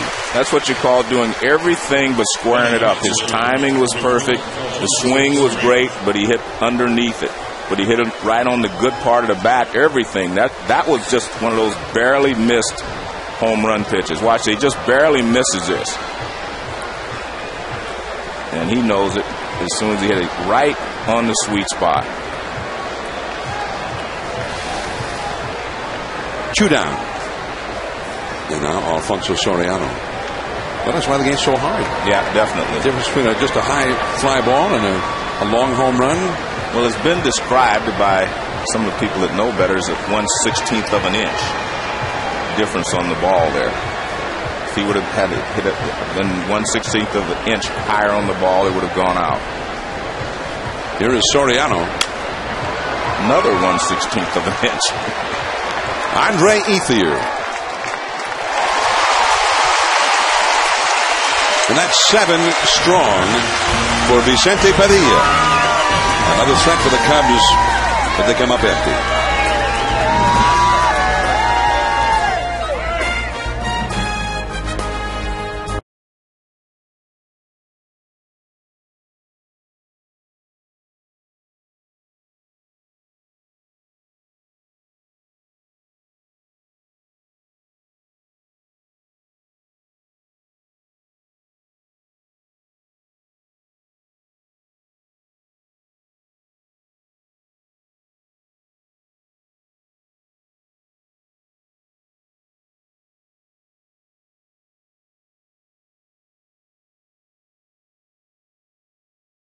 that I love, stand beside her and guide her through the night with the light from above, from the mountains to the prairies to the oceans wide with foam.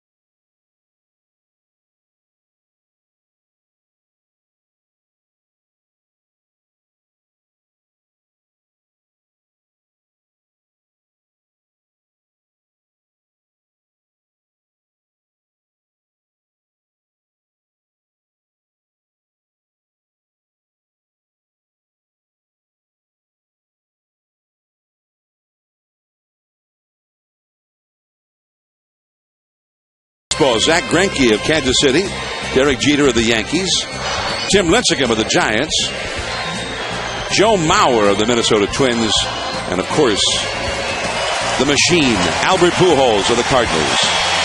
The ESPYs returns to ESPN Wednesday night live from LA. And Saturday Night Live's Seth Meyers will host the 18th annual ESPYs and lead fans through the year's best plays, biggest upsets, and most outstanding performances across the entire spectrum of the world of sports. The 2010 ESPYs, presented by Capital One and Castro, Edge on ESPN Wednesday at 9 Eastern. Here at Dodger Stadium tonight in the first inning, 2 men on. James Loney, only 5 home runs for the year, now 6. 3-run big fly against Carlos Silva. In the second inning, this bunt by Padilla. Xavier Naismith let it roll foul. It never rolled foul. And then he missed the tag attempt. That accelerated the inning. Then a chance for an out here on a ground ball by Loney, except Silva did not break for the first base bag quickly enough. Then unhappy about the call by Runge, Silva got thrown out of the game. A game perhaps he was about to be pulled out of anyway by Lou Piniella. And a bad night all the way around for Silva's had such a brilliant season. 1 in the third innings, as Lou Piniella told Joe when we had him on from the dugout, that he'd had this calf injury earlier this week, but assured everybody that he was ready to go and felt just fine. But it really did not seem that he was himself out there tonight. No, it definitely didn't. I mean, I thought it was the indicator for me was he was throwing more change-ups and off-speed pitches than using his powerful sinker. Bobby Howry now in there for the Cubs. Casey Blake, the hitter, fouling one back to the screen, strike 2. Blake has grounded a short, struck out, and walked. A couple of plays at first base, that 3-run homer, that's just a big fly. But that second inning could have been a lot different if those 2 outs had been recorded. If you get the out on the sacrifice bunt, you get the call at first base on Silva not getting over there, but Nady's foot got there in time. A little tighter. Our replays indicated that he got there in time. That's a little flare base hit for Casey Blake, his first of the night. The Dodgers' 8th. Howry, the 5th Cubs pitcher of the game. And now Xavier Paul will come up. I mean, he's got a nice theme song there.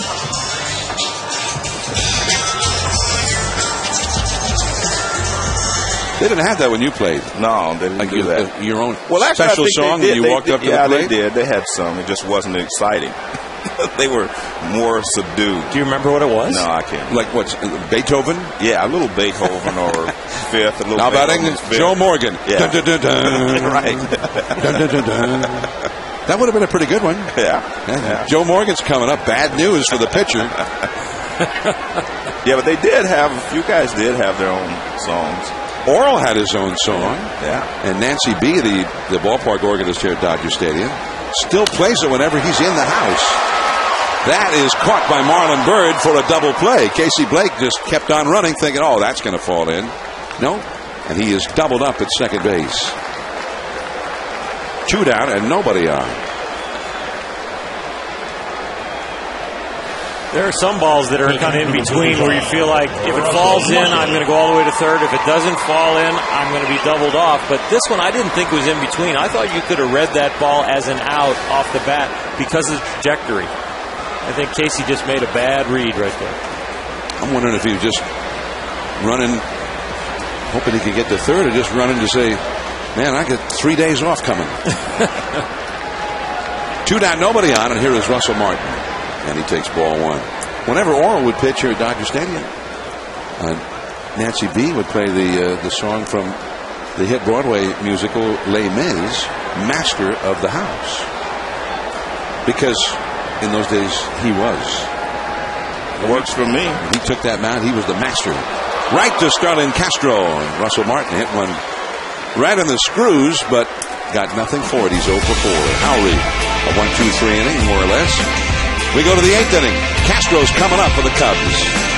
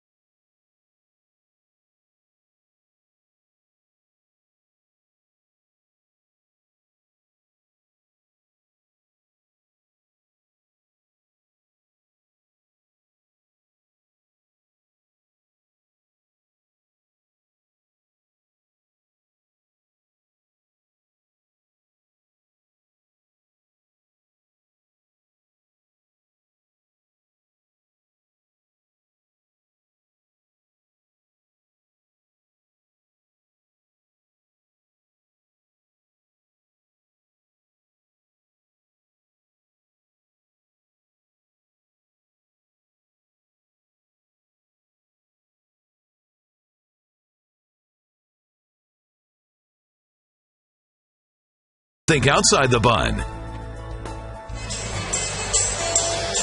Santa Monica Pier. You know, I saw a promo the other day, and from what I saw in that promo, the All-Star Game is going to be played right next to that pier on that beach. Did you see that promo? No, I didn't see it. And I was kind of into the whole concept. The Angel Stadium is very nice. Dodger Stadium is very nice. It would be kind of a cool game out there. Yep. The beach All-Star Game. Here we go to the 8th inning. And Vicente Padilla's got a 2-hit shutout going as Starlin Castro, the year-old shortstop of the Cubs fouls one out of play. 0-1 the count. Giovanni Soto to follow, and then the pitcher spot due up third. The Dodger bullpen is revving up. Along the right field line, Ethier on the run. That is foul. Brian Runge right there to make the call.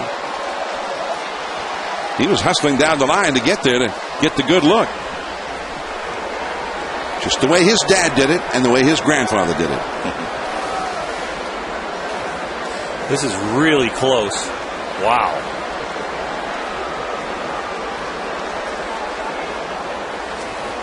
Well, we don't have an angle that looks directly up the line the way Brian Runge sees it. And those angles can be deceiving from the side like that. Because both of those angles made it look like it might have just hit that line a little bit. And Ivan DeJesus, the first base coach, didn't argue. I didn't see any chalk fly up. No, that's for sure. Now, see, that's a misnomer. Yeah. It's paint. Well, they painted on there now. I didn't see the paint fly up. It cracks the paint. So some paint flakes fly out. Okay, I get it. 0-2 the count to Castro. And a foul out of play. The Cubs have had a leadoff double in each of the last 2 innings. So, as if trailing 7-0 wasn't bad enough already. Then they get a leadoff double 2 innings in a row, and they don't get that guy home either. 0 for 6 the last 2 innings as a team with runners in scoring positions. You see the action in the bullpen there. Padilla. He got him. What a play. And nicely handled by Loney, too. Well, and now the Cubs are a little unhappy again with Brian Runge. Well, was Loney on the bag is what they're arguing. He leaped up in the air, but did he stay in contact with the bag? The throw definitely beat him, but did he stay in contact with the bag? And Castro didn't think so, and neither did DeJesus. A lot of tough plays at first base tonight. This ball's got a lot of spin on it, too. For him to barehand this ball and throw it, and Loney to visually just pick it up. Oh, it might have been coming off the bag.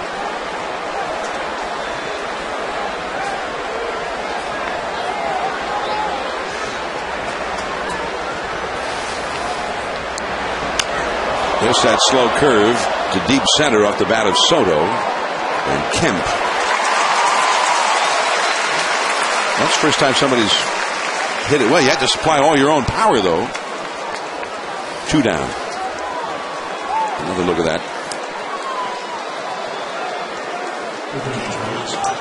I'm having a hard time seeing his foot, and at the moment the ball goes in the ground, I'm having to look at 2 different places at the same time. If we froze it right when it hit the glove, yeah, then we could maybe. Or we could play it and I could say now and you could watch the bag. Okay, so you watch the ball. Yeah. I'll watch the ball. I'll say now when it hits it and you be watching the bag. Jeff Baker, the pitch hitter for Bobby Howry. Don't try that at home. And that's what the umpire has to do in live, in full speed. Here we go. Oh, we got a free. It's in.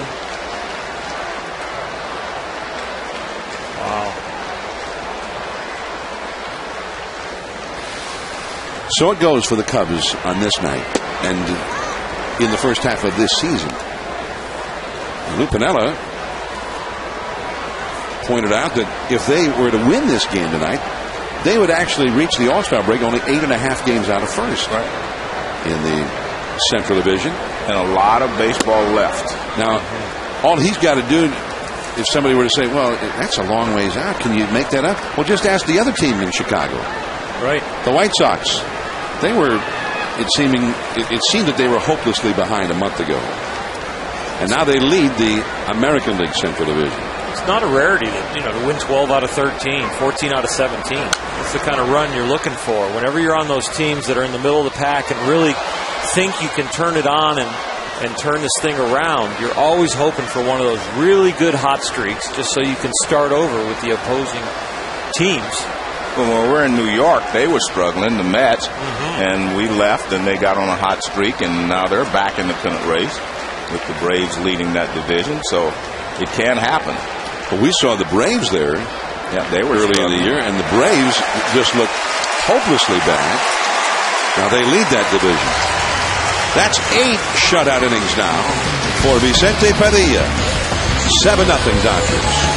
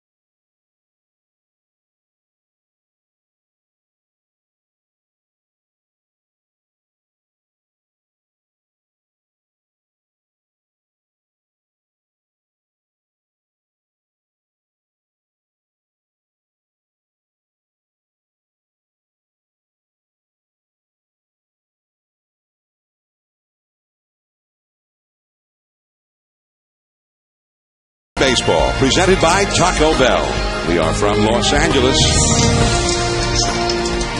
The Dodgers lead the Cubs 7-0 here in the final game before the 2010 All-Star break. The 81st All-Star game will be Tuesday night, just down the road, 35 miles down the I-5 from here. Ever make that drive, Oral? I've made that drive a lot, especially during the Freeway Series, which we play right before at the end of spring training. So it's a freeway. Ooh. Now, we saw earlier Vicente Padilla hit Marlon Byrd, and now the rookie Andrew Kashner has hit Blake DeWitt with the first pitch here in the 8th inning, and a warning has been issued immediately by the plate umpire Jerry Lane to the pitcher and to both dugouts. Well, if that was payback, it was in the right place, down by the legs. Didn't go head hunting. The players seem to know when to even these things up.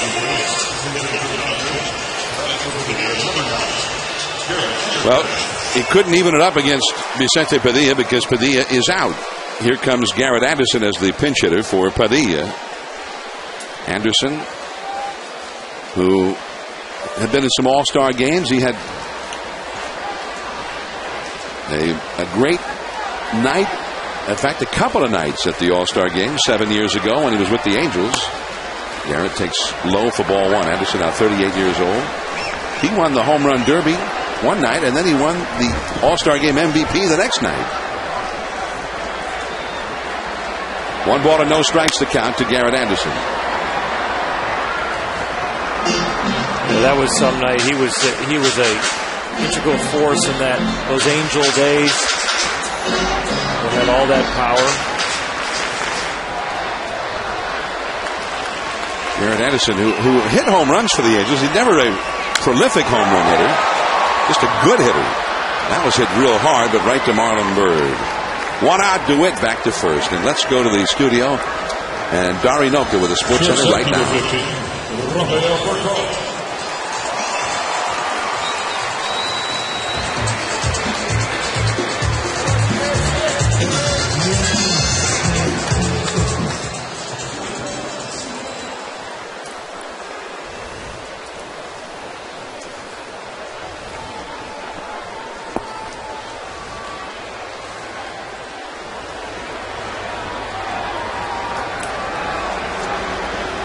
complimentary. Thank you. And here is Rafael Furcal headed to the All-Star game.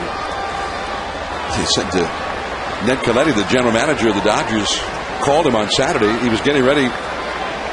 They had the family game before their game here yesterday. They bring the kids and the wives and whatnot. And like a family outing together. There's Ned Colletti. And so Furcal was on the field waiting for his wife and children to show up. And his phone rings, and it's Ned Colletti. He said, Rafael, do you have any plans for the All-Star break? He said, yeah, we're going to go to home to Miami and go to Disney World with the kids. He says, well, I'm hoping you'll change those plans because you just made the National League All-Star team. So, still pretty close to Disneyland, just not Disney World. That could be part of the package of when they go to the All-Star game in Anaheim. I remember back in 1989, the All-Star dinner was at Disneyland, and it was a Western theme. I got to see Bo Jackson hit that home run in '89 off of Rick Russell. I happened to be a member of the National League team. Didn't get to pitch in that game. Why not? I think Roger Craig was the manager, and I volunteered to be the guy if the game went extra innings. I was well rested. It was 2 or 3 days since I had pitched, and I thought I could go 2 or 3 innings, 4 innings. So I said, I'll take that spot because you've got a lot of guys on the team that have never made an All-Star game, an All-Star team that they would want to get an inning. And I'd already pitched in 2, got an inning in each, so that take the rest because it's probably not going to go extra innings. Well, Bo Jackson had such amazing talent as Furcal strikes out chasing the high fastball from Cashner. And Cashner's got a good one, only 23 years old. And he's been the eighth inning setup man a lot for the Cubs. Major League Baseball is proud to support Stand Up to Cancer. Visit standuptocancer.org to learn how you can help in the fight against cancer. I'm John Miller with Joe Morgan and Oral Hershiser from Dodger Stadium here in Southern California. The All-Star Game festivities also here in Southern California, just a little bit south of us in Anaheim. They had the Fan Fest, and that's been ongoing for several days. Today, the Futures game was played down there. The Team USA squad beat the World Future Stars 9-1. Pretty good showing for the American-born players. Tomorrow, Home Run Derby, 8 o'clock Eastern on ESPN. As Matt Kemp looked a little anxious on that one. The count is 0-2. He swung at a bad one. Kemp has walked with a sacrifice fly, struck out and grounded out. Officially 0 for 2. Furcal to the All-Star game. Hong-Chi Kuo is named today to go to the All-Star game. He is throwing in the bullpen right now as Kemp goes down, and we are headed into the 9th inning. Hong-Chi Kuo and Hiroki Kuroda up in the bullpen. One of them will be coming in for the 9th.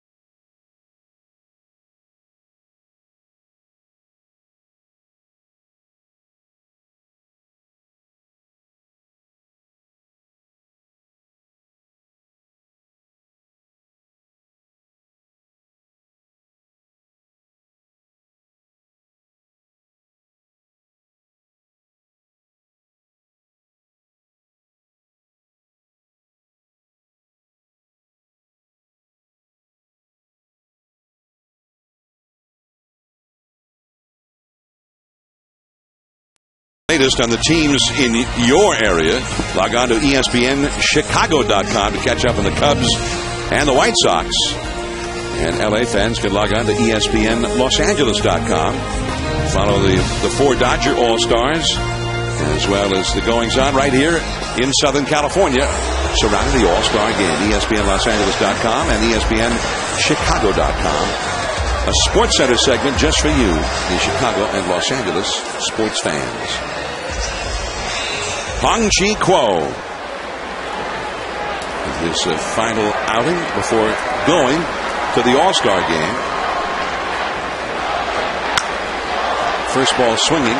Fukudome with a pop-up, and Blake DeWitt. And Fukudome is 0 for 4. 8 shutout innings for Vicente Padilla. Only 2 hits allowed. None until the 6th inning. He walked only 1. He hit a batter. Vicente Padilla looking positively ace-like. He had it all working tonight, especially the fastball, but he mixed in his other pitches very well. In his last 9 starts, he'd given up a home run in each one of them, but not tonight. He was completely on top of the Cubs. Hong-Chi Kuo, who is from Taiwan, just retiring the Japanese-born Fukudome. Now he's ahead of Terrio 0-2. Kuo's numbers are just ridiculous. Coming into this game, 26 in the 3rd innings, only 11 hits allowed, 36 strikeouts, 8 walks. That is a fair ball. Terrio, who hit a double leading off the 7th, heading for second. The throw in is too late from Xavier Paul, and he's got his 2nd straight double. So far, though, the Cubs' doubles have been just prelude to more disappointment. They led off 2 innings in a row, the 6th and 7th, with doubles. Couldn't get either guy home. 0 for 6 so far with runners in scoring position in their at-bats. Now here's Marlon Byrd, who also is headed to the All-Star game. So he's facing the guy who will be his teammate come tomorrow down in Anaheim. Both National League All-Stars. Byrd is 0 for 2, and he got hit by a pitch, and he was none too pleased about it. Back in the 7th inning, he had sort of a sardonic smile on his face the whole time, and he walked the slowest walk I've ever seen to first base. A little adrenaline in this at bat, even though it's 7-0, man on second, 1 out. I would think after being hit, he would be bearing down. 0-1. Hong-Chi Kuo has always been tough to hit, but he's had a very difficult time staying healthy. Kuo has had several different surgeries.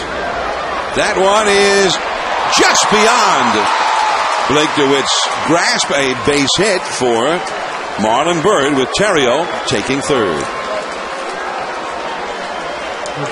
Tonight's Chevrolet player of the game, and this was a pretty easy one. 8 shutout innings, Vicente Padilla. 106 strikes, 75 strikes, and 106 pitches. 4-seamer, 2-seamer. Then the Ephus curveball was working tonight. He threw that about 6-7 times. Then the hard curveball, and then also he had a slider.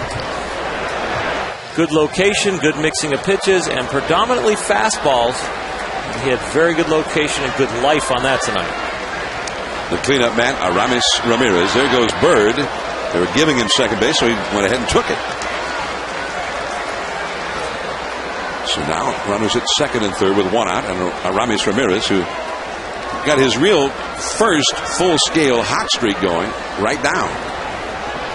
Although tonight he has walked, grounded out, and popped out. And that is going to go back out of play. You know, that Ephus pitch, that real slow curveball, 51 miles an hour.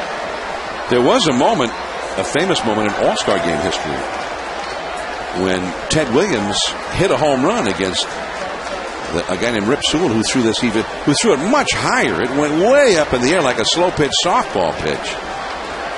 And Ted Williams got a look at 1 or 2 of them and then launched one for a home run. Well, Ted Williams on his way to the plate was shaking his head, telling Rip not to throw it. And Rip said he was going to throw it. So he knew what was coming, but he still had to hit it. That was in 1946. Yeah, but the manager told him not to throw it to Ted, and as soon as the manager as soon as he got out on the mound, Ted was shaking his head, no, don't throw it. And then he said, yes, I am going to throw it. So, interesting little by-play in the All-Star game.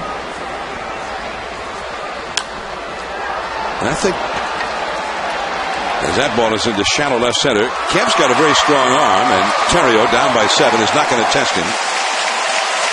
Ramirez is retired, and now 2 men are gone in the 9th inning. I think Darrell Johnson, the manager of the Red Sox in 1975, might have told Bill Lee not to throw it to Tony Perez. But Bill Lee's going to do what he wants to do anyway. But being honest with you, that's probably the only player on the Reds that year that he couldn't throw it to. He could have probably thrown it to anybody else and gotten away with it on that particular pitch, but not Tony Perez. And that was a big hit in that World Series. Big hit. It turned the whole game around from 3-0 to 3-2. Here's Xavier Nady with 2 down. Right to the shortstop for Carl. He's headed for the All-Star game right now. The final game of the first half of the 2010 season is in the books. The Dodgers with a 7-0 shutout win over the Cubs, and they have moved back into second place in the National League West. Just 1 game, or rather 2 games back of the Padres. They're basically in a tie with the Rockies for second place in the West here at the break. And we will see you next Sunday at Wrigley Field. And another look at the Cubs a week from now after the break. Now enjoy the All-Star break and stay tuned for Sports Center with a complete day in the world of sports. And it was a big day in the sports world. This has been a presentation of ESPN, the worldwide leader in sports. Now for Joe Morgan and Oral Hershiser and our entire Sunday night crew, this is John Miller saying good night to you from